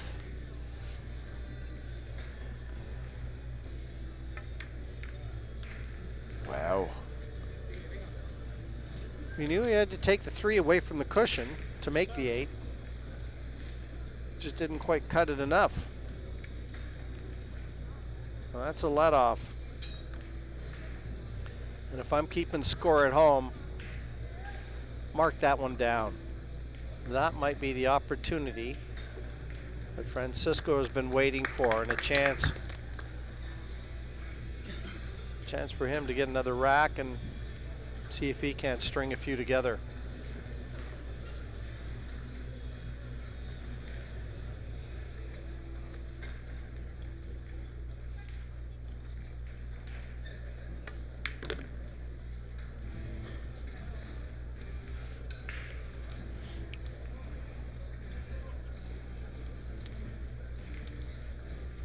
Four in the side.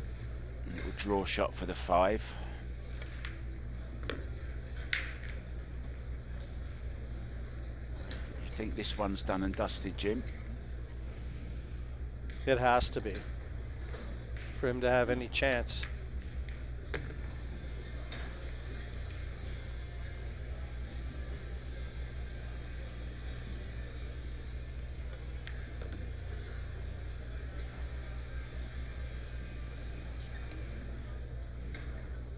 This is the 12th rack of a possible 19. The next 7 racks are crucial.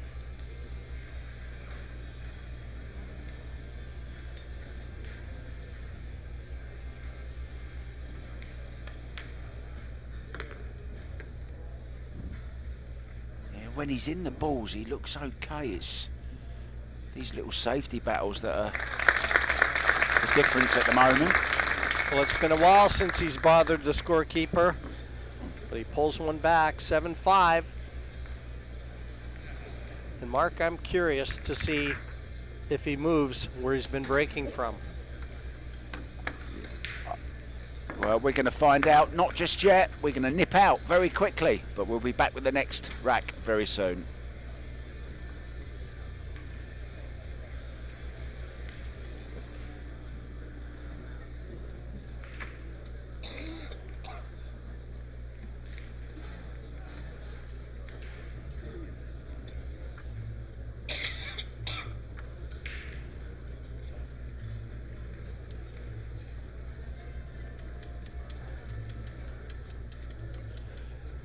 Head referee John Lehman just setting the rack together, and Francisco not even bothering to go to his chair. He's anxious. Like a coiled spring.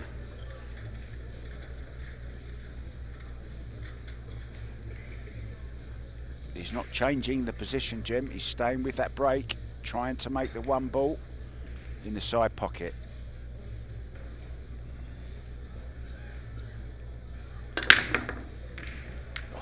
Mighty close. He's made the 8 though. Now he's got a little bit of a shot at the 1. One ball had a couple of goes. Yeah, nothing is unfolding easy for him though. Not even here. Tricky 1. Doesn't come with any position to the 2.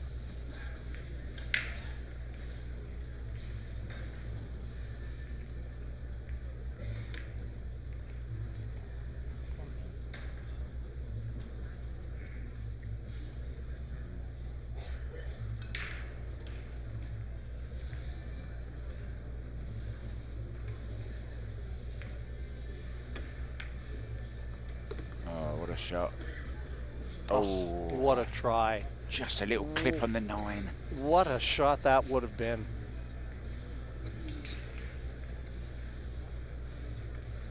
Oh, look at that. It's a little quarter ball contact on that 9 ball. Fedor feeling the cold, blowing on his fingers.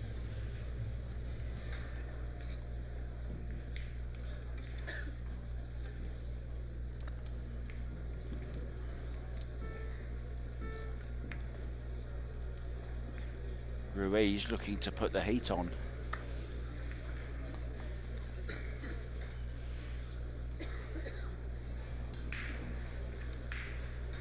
Fedor waiting patiently while Ruiz had a little look. Get out the way, Ruiz, it's my shot.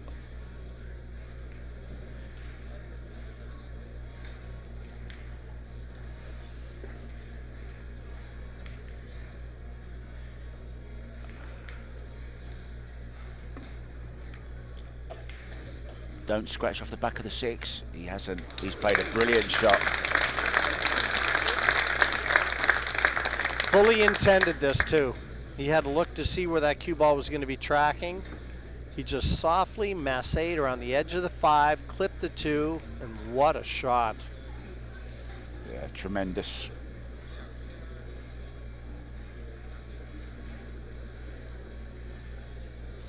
Now those are the kind of shots that'll stop you dead in your tracks. You think you've got a little momentum swinging back your way? Well, guess again.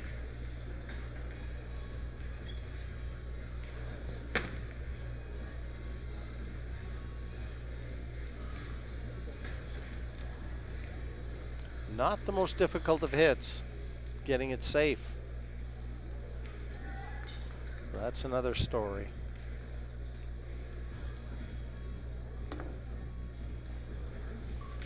We talked about the kicking game deserting Francisco. Yet another example. That wasn't the most difficult hit in the world, but he has just fallen short with his kicking game today. And for me, that's been the biggest difference.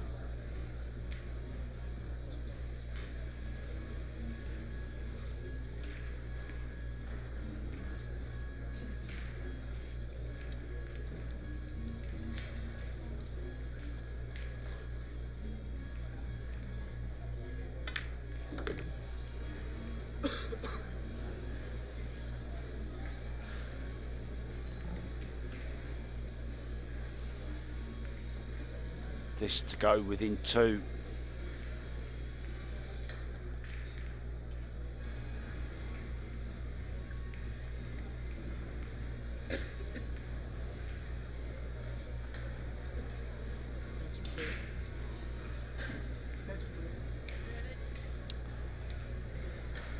Calling and getting his extension.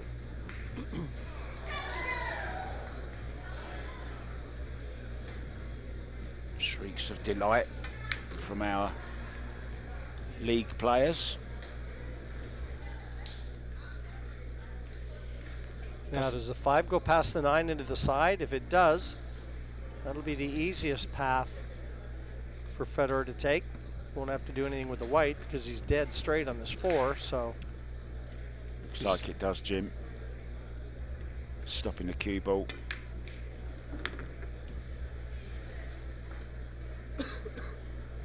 Someone suggests Fedor the phenomenon. It's not very easy to say, Jim. No, after a couple beers, that nickname goes out the window.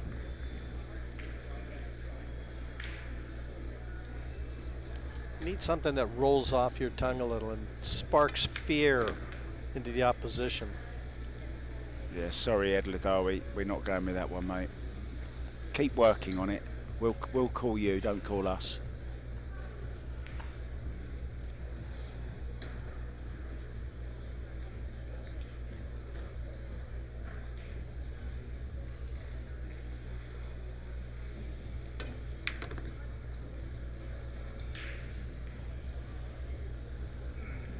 Nice white.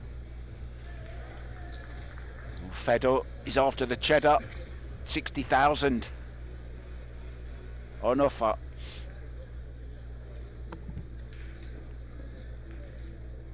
Here comes the yellow cheese, just the blue one to go after that for 85.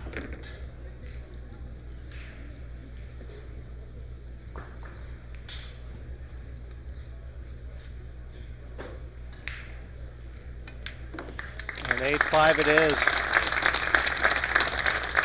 Keep breaking to get to the hill.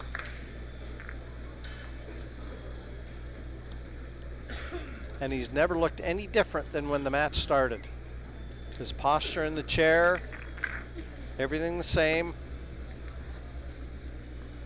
And again, to remind you, he trailed 3-1 at one point.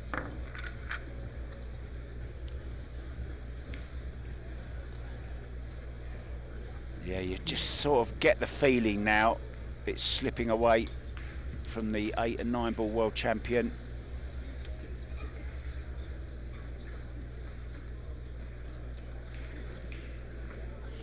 Both of these guys know how to win. They know what it takes. They know the sacrifices. And they know the dedication involved to playing at this high standard.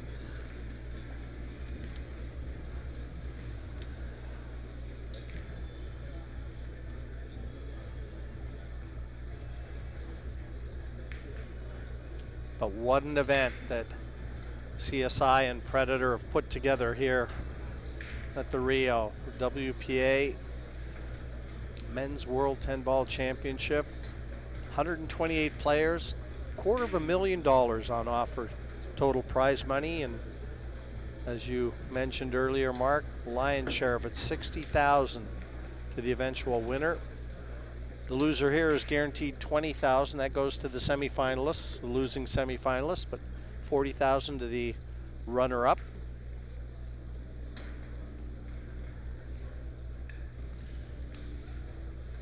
This then to get on the hill.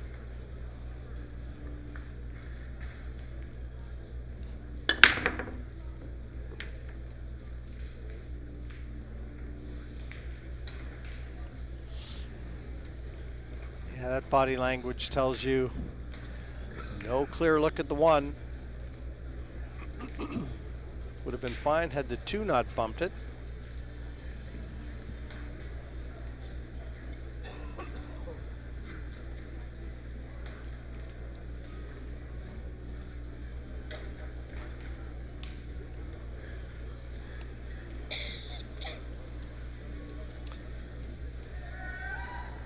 Good safety here. Playing thin off the one. Oh, and not for the first time. Fedor scratches.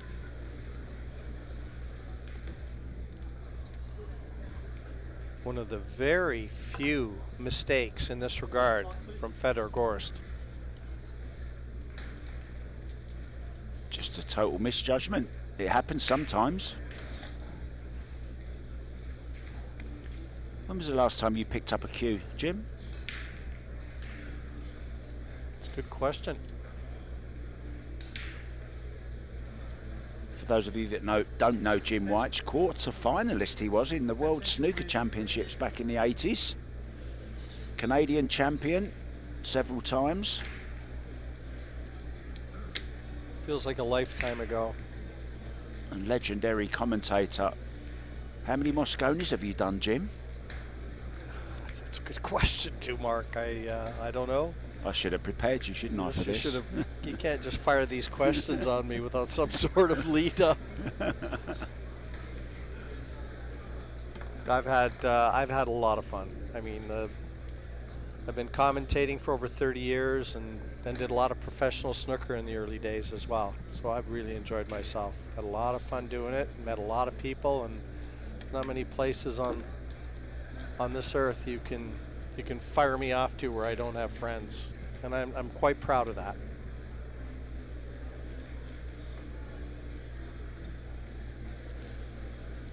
But the man of the moment right now, looking to, again, wrest that momentum away from Fedor GORST.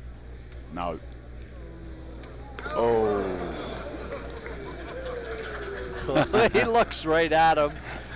He looks right at Fedor as he walks over. As I said, these two know each other. They have played many times in the past, 5 times in Euro Tour events.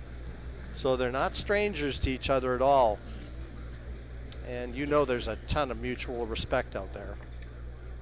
And I can also tell you the man at the table right now is as nice a man off the table as you're ever going to meet. Again, we all know when he won the World 9-Ball in Poland, he dedicated that win to Darren Appleton. Good friend of all of ours. He knew Darren was fighting some health issues, and he just wanted to let Darren know that we were all there and we were all praying for him. And Darren, by all accounts, is making a full recovery. We can't wait to see him soon, and ideally with a cue back in his hand. Yeah, well, his plan is to be at the Super Billiard Expo in April, and he's got a new stand there as well. He's going to have a little booth, and he's going to play the tournament. 8-6. Yeah, a quick trip out of the arena, possibly a washroom break for Francisco.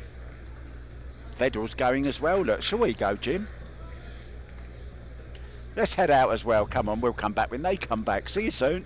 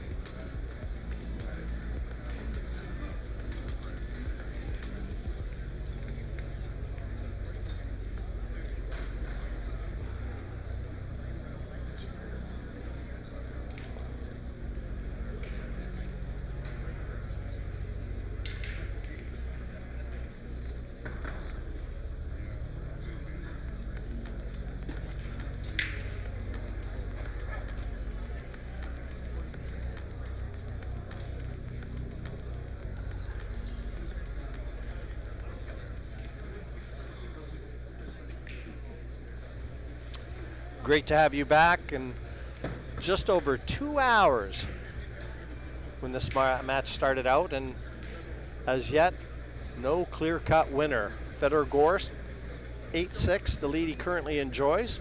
I want to thank everybody. Mark and I, during that break, we're just checking our phones, and we're getting barraged with some great names, some great nicknames for Fedor GORST, I can tell you. And thanks, everybody, for chiming in. And there's almost too many to mention, and a lot of quality ones out there.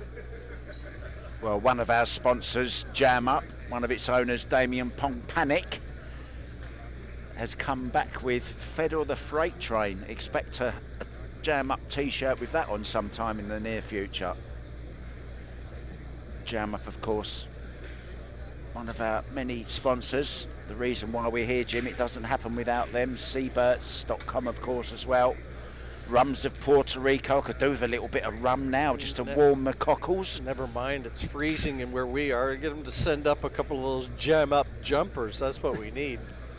Fire a couple of them up here as soon as you can. Yeah, it's winding down here today in every aspect. It's finals day here in the Rio, and the tables have already started to be dismantled and moved on to their next location, which will be Wisconsin, for the Wisconsin National Championships. As we slide up the air rush and the Revo shaft there of Sanchez Ruiz. They're works of art now, Q's, aren't they?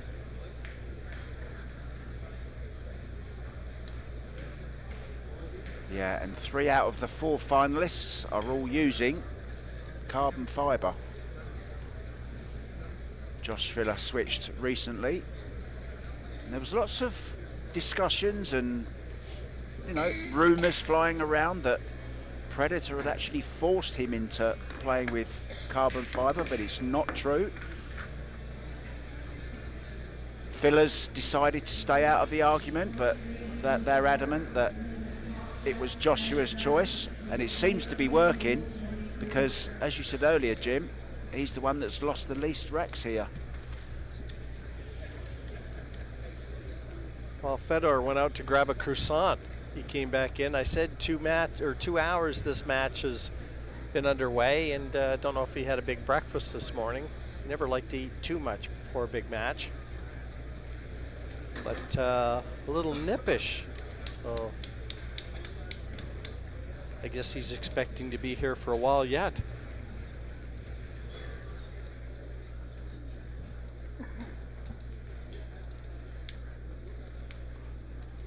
We've got nowhere to go, Mark. I'm happy to sit here, Jim. We do get paid by the minute, right? Wow, look at this. This is disastrous. Yes, that picture says it all. Head down, look of resignation. Well, the 2 ball is a little bit awkward.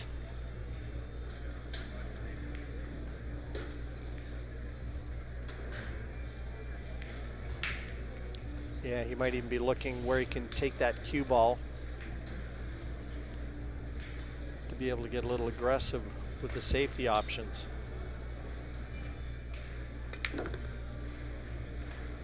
He did have a look at the, yeah, sorry, Jim. 2-9. Yeah, he did have a quick look at that, I thought. You know what? He's right behind it, Mark. He is on the line. Is this the time to attack? No.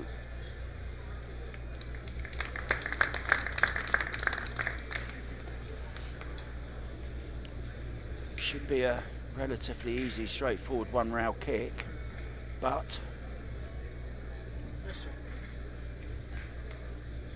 he'd love to sneak the cue ball back in behind that 9 if he could.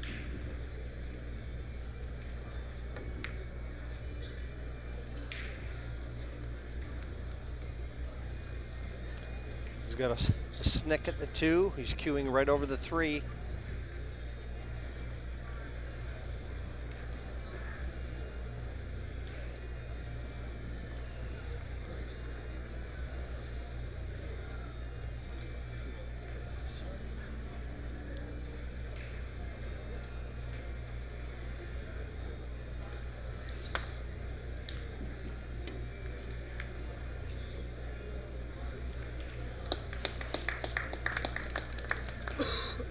Could have been a kinder rub on that 4. Yeah, really good cut on the 2-ball. Yeah, it's still a pretty scrappy looking table. The 6 is awkward. No path or clear path to a pocket for it. He's cutting this in, is he? No, this is defense, Mark. Oh, pardon me. Yeah, I thought he come round and looked at the potting angle of that one. Pardon me. I'm looking at it. Looked like he was playing that dead on to roll up behind the 10, but no. Well, I've waited 11 days for you to be wrong. It's finally happened.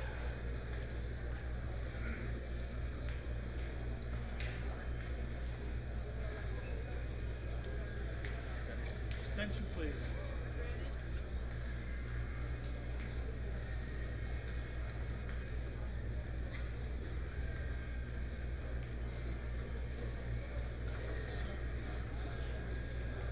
John Lehman overseeing proceedings here, as he has done from the outset. Long days for that gentleman, a thankless job, but what a job he does. Yeah, head referee, tournament director. Oh, this is a good shot. Look at this. How do you spell relief? With a bank shot like that. Now, what can he do on this 5 to get after that 6? Because that 6 was always going to be a problem ball, and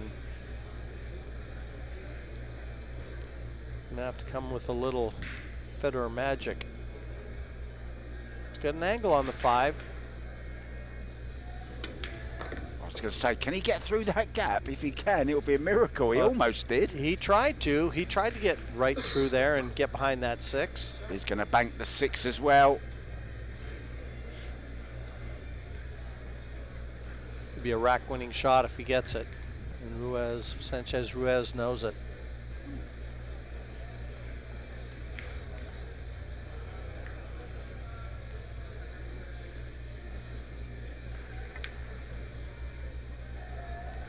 Wow.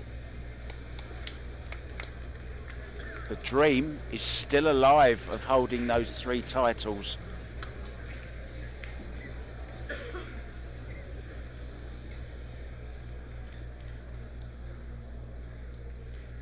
Oh, no clear shot at it. He's looking at Massaying around the 9. Attention, please.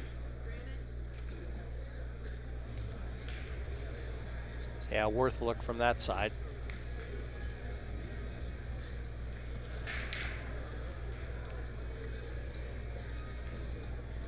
Coming up 2:30, Eklund Kachi against Josh Filler.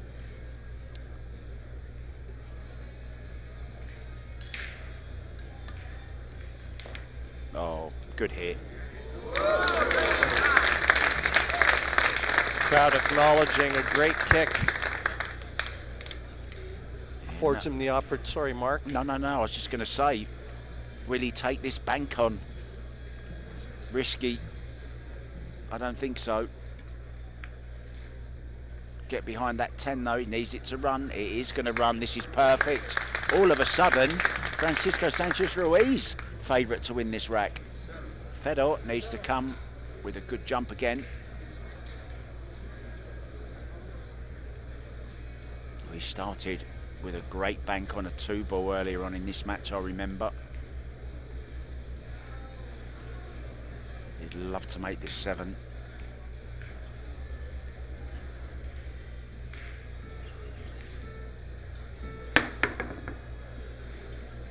Well, he only just made contact with it. Oh, and look at this. We're going 8-7, guys.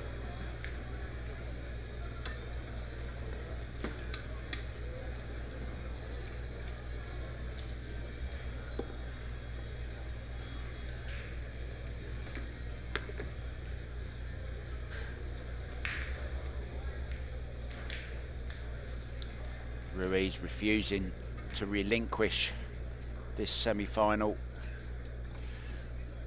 And buckle up, because the roller coaster ride is just getting ready to start. There's certainly been a few ups and downs, a few twists and turns. Oh, he's gone a little bit too far on this. He's okay though. You can see his facial expression though. He's still enjoying it. And that is the secret for success, I promise you. If you're going through hell, smile and keep going. Keep going.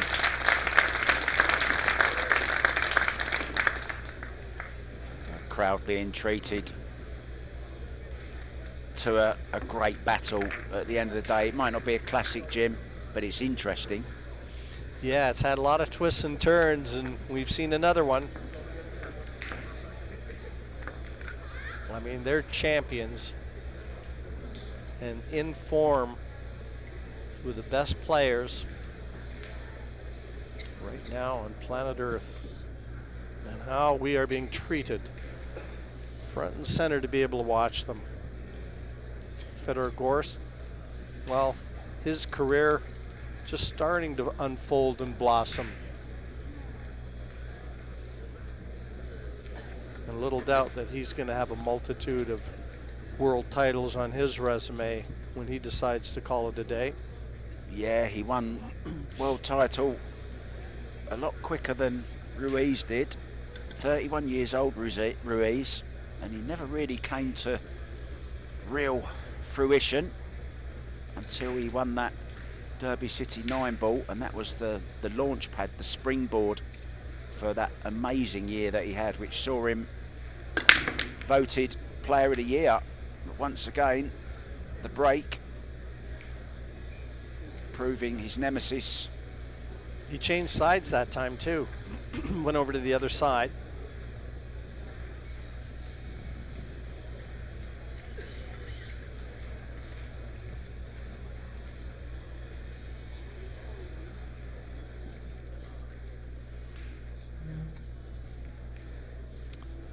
Four Europeans making up the last four here. And what a strong contingent they had. I think they had 22 we counted in the last 32, wasn't it? It was indeed, yes. So how strong the game is in Europe. Sanchez Ruiz. I think Shane and Oscar Dominguez, the last two Americans that were left in the last 32. Alex Pagulayan, the third North American. I think we had about 6 Polish players in there as well. Victor Zelensky, who won the Las Vegas Open. Wojtek Szewczyk, who was the reigning 10-ball champion, had to let go of his title. Well, that was a mishit. The jump, he was looking for a full contact to park the cue ball behind those colors and bank the one-up table, but he hit the other side of the one. And that's the reason he's given Fedor this glorious opportunity to get to the hill.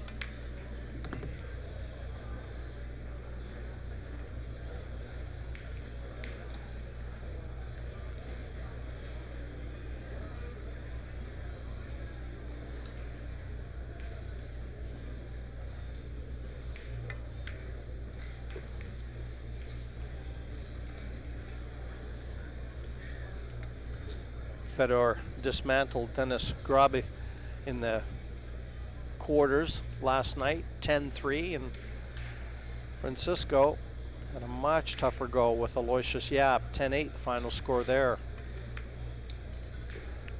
Yeah, Yung Ling Chang, who was one of 3 Asians to make it to the last 16, one of 4, sorry, had a really tough battle against Sanchez Ruiz, and I thought when Ruiz came through that,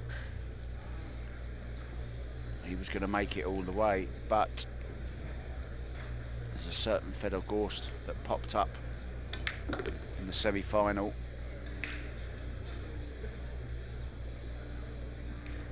And he looks very likely to get on the hill here. All those balls go, the 8, 9 and the 10, they're all covering each other, but one releases the other as you take them. Still got work to do, Mark. He's got to get the right side of the 6 to drop onto the 7 nicely. That means that he's going to be playing this at a bit of speed. Attention, please. And I don't know how much angle he's got. He's having another look at it. This is far from straightforward.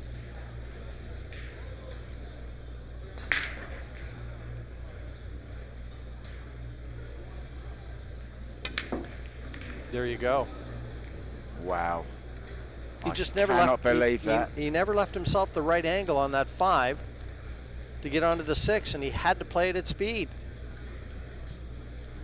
He's saying what?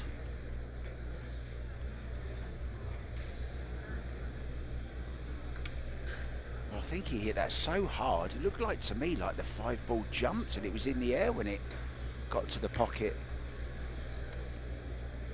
But Ruiz will be thankful just to get back at the table, even though he's hooked. Oh, look at this for a shot. Easy 2-railer though, Jim. Well, maybe the jump.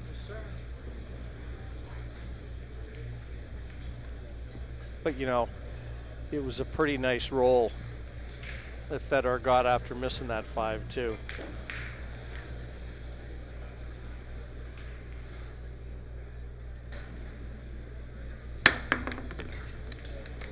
Well, it's gone wrong. He's kind of muttering to himself. We haven't seen that often.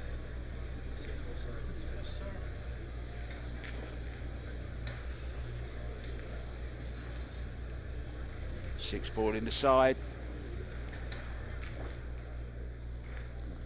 And you use the 9 to keep the cue ball behind the 10. Oh, wow. Brilliant shot. He needs another one though, Jim. He's going Jump shot after jump shot. to wear his tip out in a minute.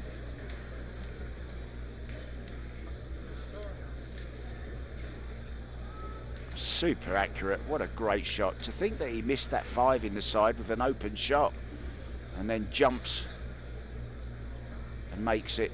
Here we go. We're going airborne once again. Air traffic control are very busy. Wow, can you believe what you've just seen? Absolutely fabulous. And how appreciative the crowd is, and even Francisco applauding the courage, the execution. Unbelievable. Got the 7. Well, lifted the rag up to his face there, the towel. Sanchez Ruiz couldn't believe it. Well, there's some smiles around as he takes a little nibble out of his croissant. But Ruiz has nibbled away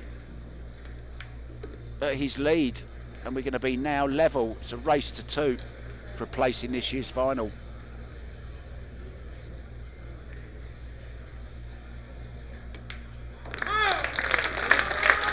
Some kind of pool we're witnessing here.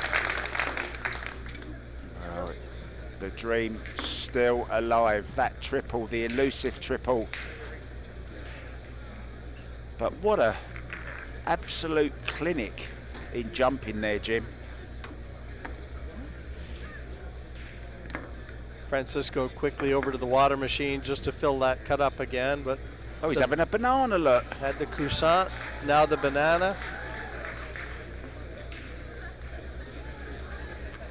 Well, I wonder, will he be king of the swingers at the end of today, Jim?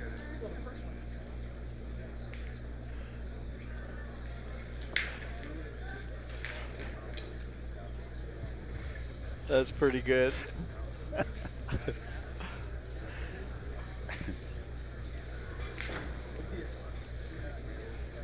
Ruiz taking on more water. I'm just going to do the same, Jim. You're on your own for a couple of seconds. 8-8. Back over the left-hand side of the table.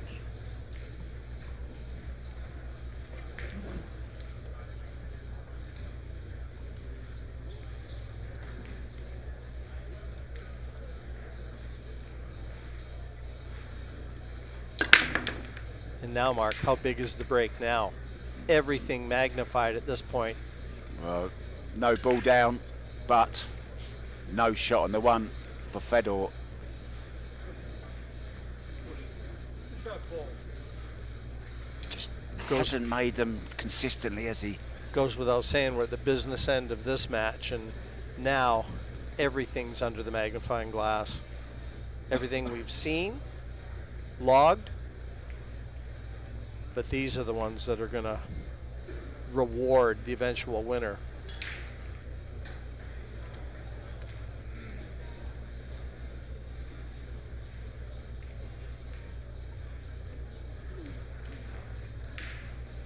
Sanchez Ruiz, your option.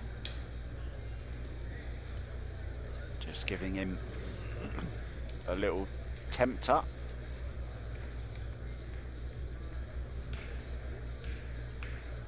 Can he get to the?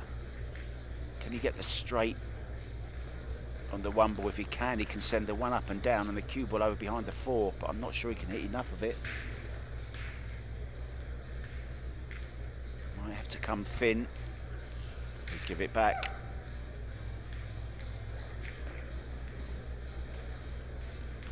I think the reason that people were making their way to this table and getting a seat early is they knew what they were going to be treated to today. This always promised to be one of those memorable matches. Yeah, it hasn't been a break and run fest, but what it has been is a display of every single facet of this wonderful game of 10 ball. He can get through to the edge of this one between the 6 and the 7.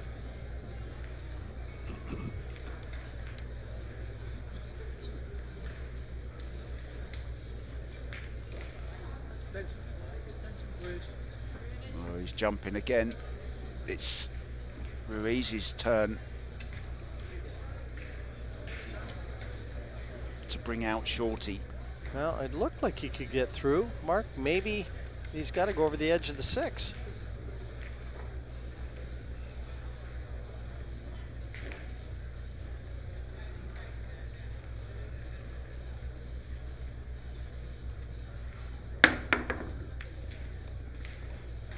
Well, he got there via route B.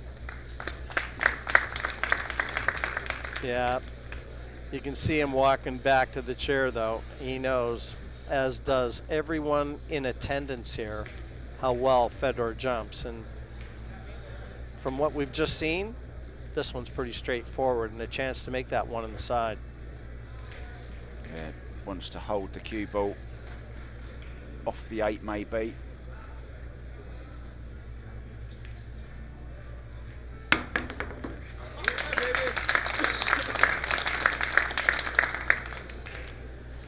Yeah, a clinic in how to jump, courtesy of Fedor GORST.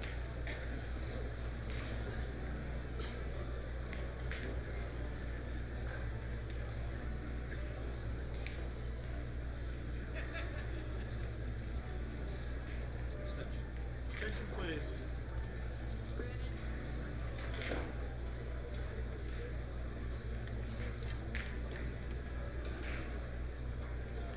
Does he play the bank, Jim? If the bank goes, he knows the cue ball is going to be tracking up for shape on the 3. Don't think he is though. I'm not sure it goes, Mark. Safety.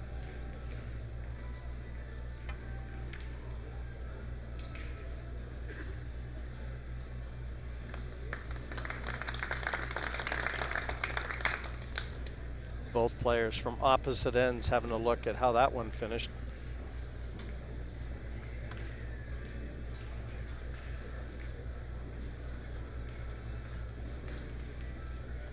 I'd be curious to ask Francisco, I mean, when was the last time he's played a match where he's been tied up as often as this?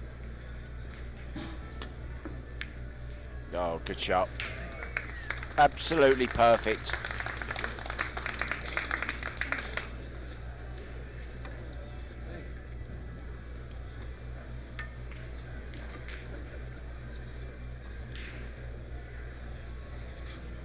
Both players giving each other a real test here. Who wants it more? Who can get over the line?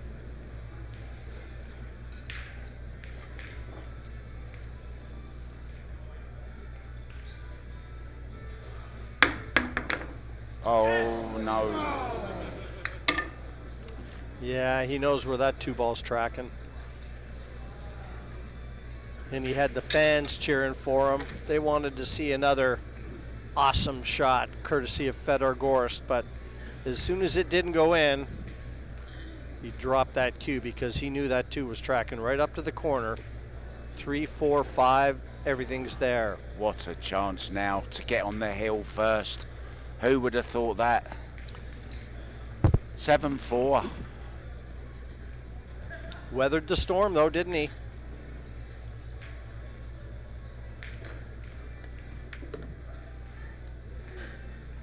This man just doesn't know the word quit.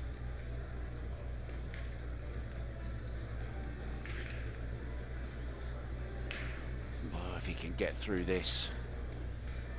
What an achievement it will be, Jim, to get even just to the final. We've seen it once before. Wu Jiajing did it, held the 8 and the 9-ball world titles, got to the final of the 10-ball and just fell short. Can Ruiz go one step further?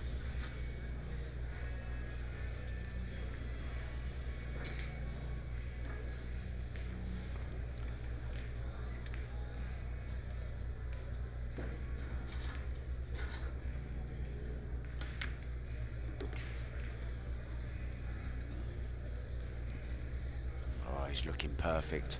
Good recovery there. Well, maybe not perfect. Maybe a little too straight.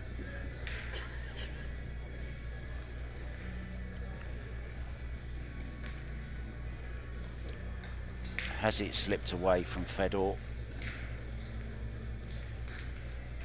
he can just draw back, can't he? Cue ball in between 9 and 10.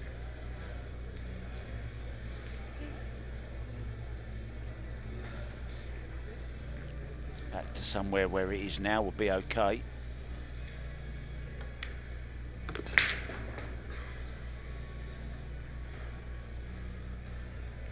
This is perfect. The hill is in sight.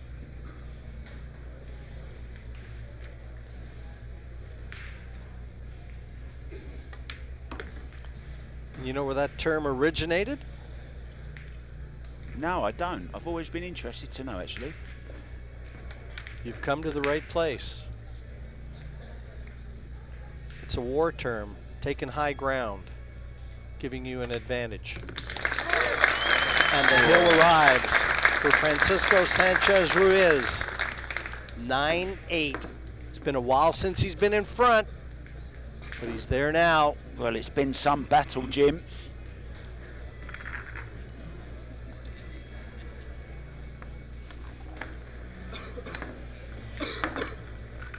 Now, can he, there's 2 left to go. He needs them both. I don't think he can believe it, you know.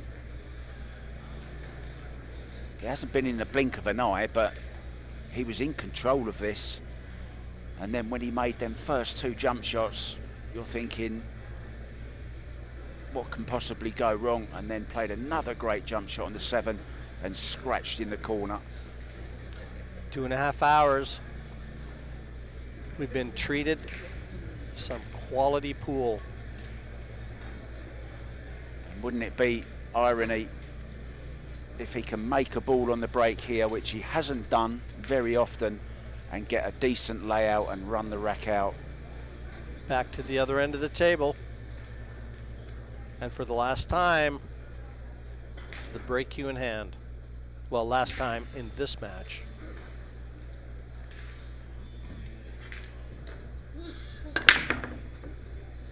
Four railer, no. Oh, 1 ball, yes.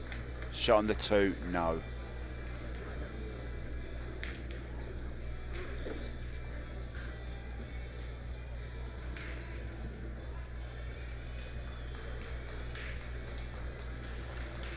It's just never going to be straightforward.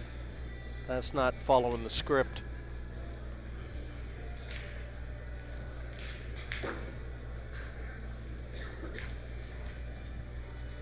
Well, he has the high ground for now, to use your Battle terminology. definition. Yeah.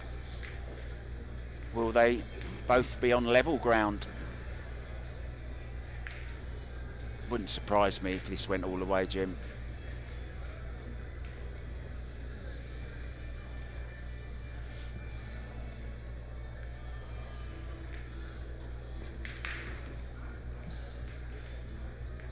Extension, please.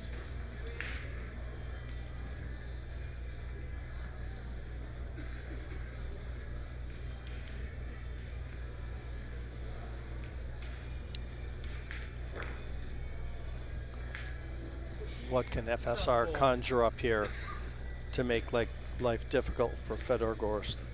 Gorst, your option. Yeah, tying the 8 and the 9 up as well, trying to.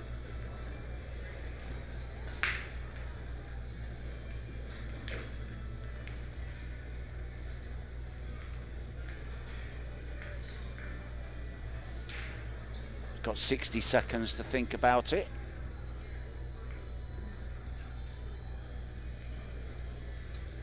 That brain working. It's hard to believe he's only 22 years of age. I mean, he's just got the makeup of such a seasoned player. And he does nothing to give us an indication he doesn't have years of experience under his belt. Yeah, he's just asked referee John Lehman if he's used his extension. I think the answer was yes.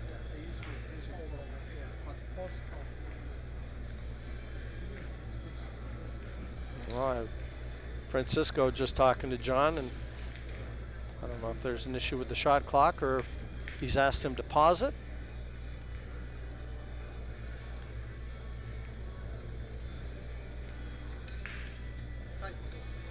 Yeah, I think the issue was he'd used it, but it hadn't disappeared off the screen, I think is what he was saying. He was surprised when he saw he had an extension.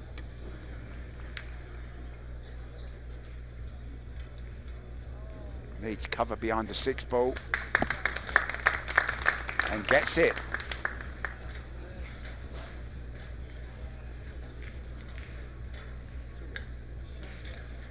Rail first, trying to make the 2 ball in that top left corner pocket.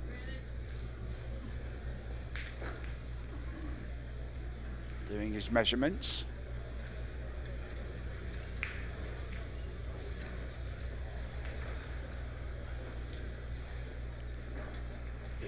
Right about where that diamond is situated. That's his point of contact in the side rail. If this goes wrong, it may be his last shot.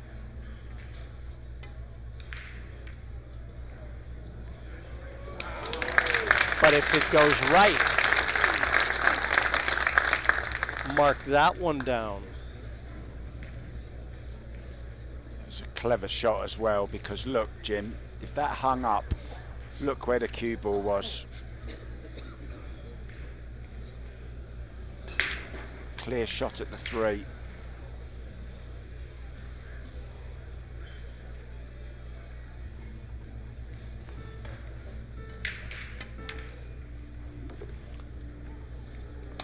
Now, when you're under this kind of pressure, and it doesn't get any bigger than what Fedor GORST is dealing with right now, this is when all the fundamentals, all those hours of practice, this is when they come to the forefront. The concentration has to kick in.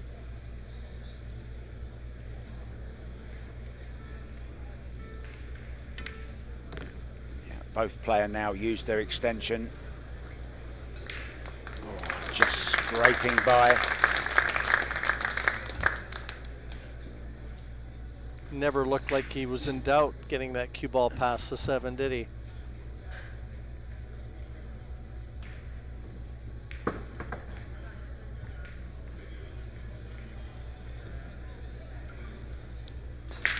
This arena has seen some drama over the last 11 days.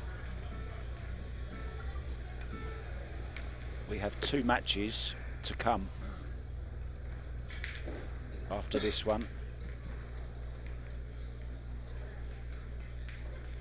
Both of these players still with a foot in the final.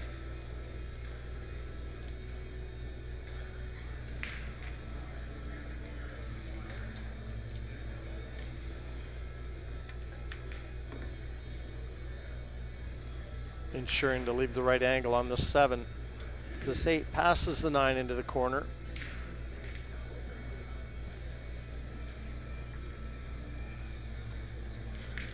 And if I was Francisco Sanchez Ruiz, I'd be starting to mentally prepare for the next rack.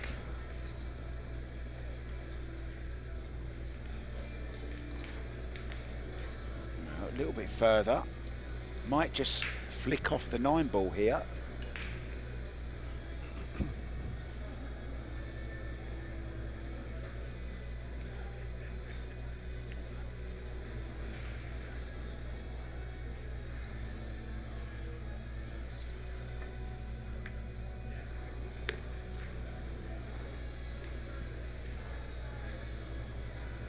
So a little tester to take us to Hill. Cue ball obviously tracking back towards that 10 ball.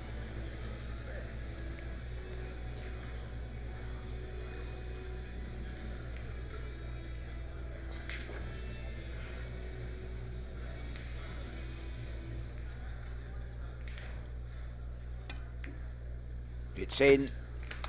He's on the 10.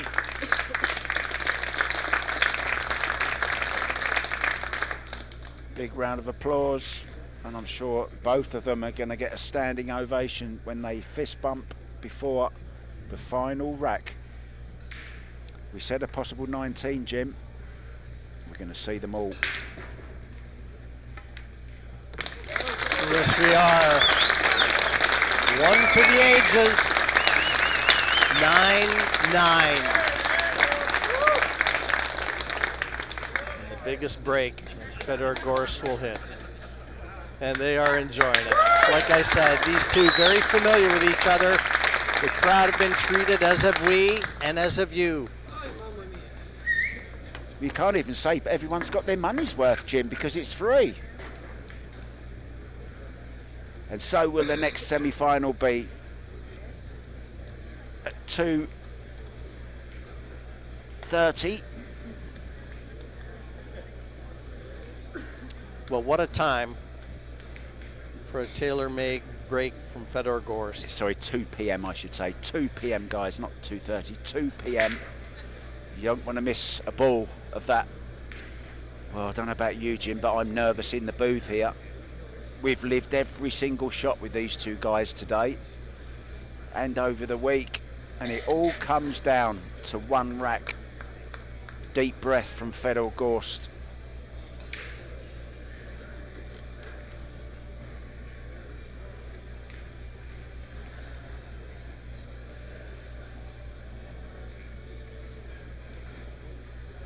He's done it thousands of times. He wants it to go right this once. Well, he's hit it beautifully, but it's going to be dry. And the 1 ball is on, the 2 ball is on, the 3 is on. Whoa. Couldn't have hit them much better. What about that 4 ball, Jim? 4, 6, 7 over on the side rail. Yeah, I don't see any clear-cut path to the finish line, not here. And why should there be? Hasn't happened yet. We've had very few run-outs, if any.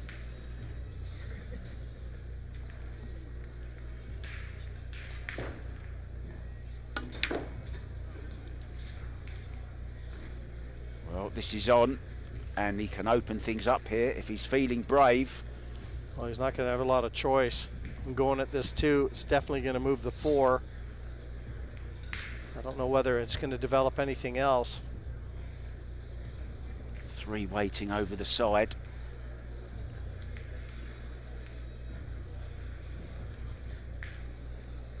Will that man get another shot?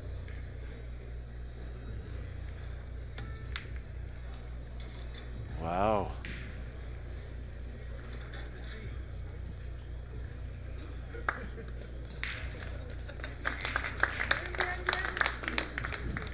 Yeah, I think that one kind of surprised us all. And the fact that position just wasn't guaranteed may have dictated his choice. And only time will tell if it was the right one.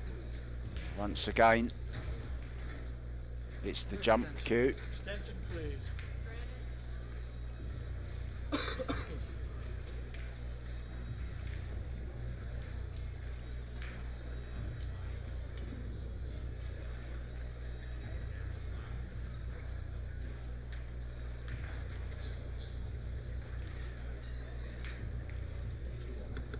Yes, sir.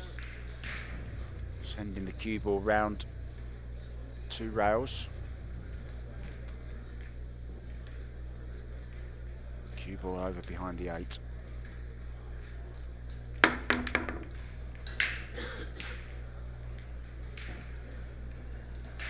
now the 5 and 8 are tied up, but I think that's a combo.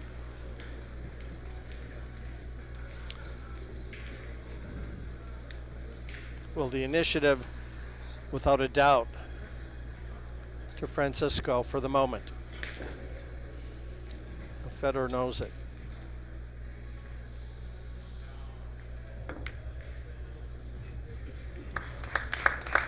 Good shot.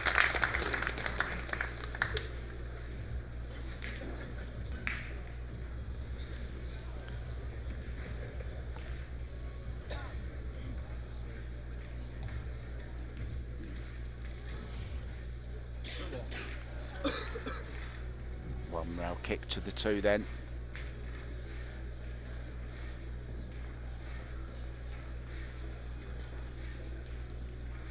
We're right down the line of this, as are you guys. Well, he's missed it by a long way. Never got close. Yeah, a long ways from home and dry though. Mark, as you noted, that 5-8, that's a problem.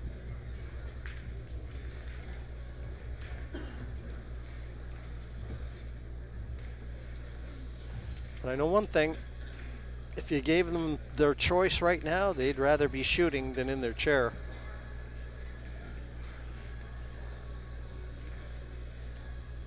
Fedor's still enjoying himself by the look of it.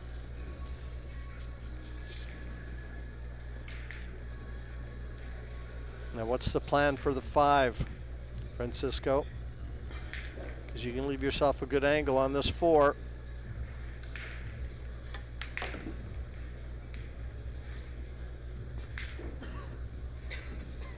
Yeah, he's too straight on it.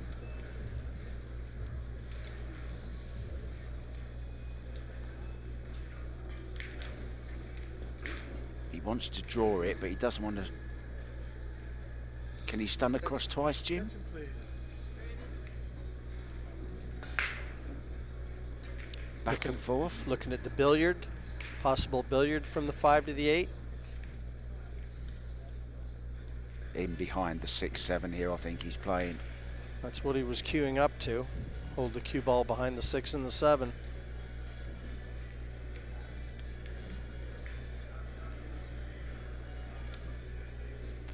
He opted for discretion once already.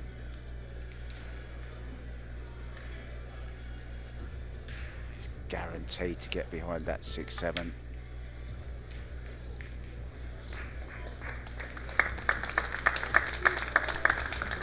Well, the one bonus now is he's got that 4 a lot closer to the 5. But he's also he's brought the short cue out. Yes, sir. And you just don't expect any mistakes from Fedor GORST. Oh no, pardon me, he's kicking short cues. He's too close to the 7. Got to hit this. He's got to hit this.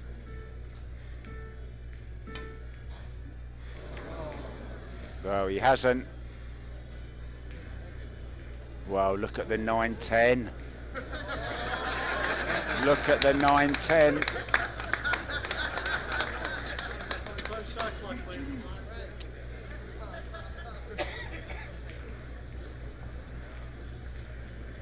Yeah, he's got a feel. Maybe he got a major roll there. Is that 9 available? I don't think it is.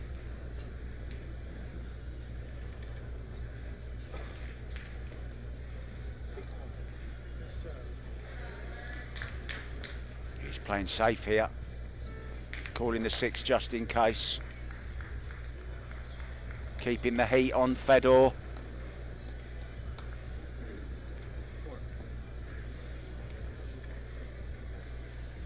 Wow, what a final rack. 2 fouls. He's been warned. Wow, what a way this would be to finish it.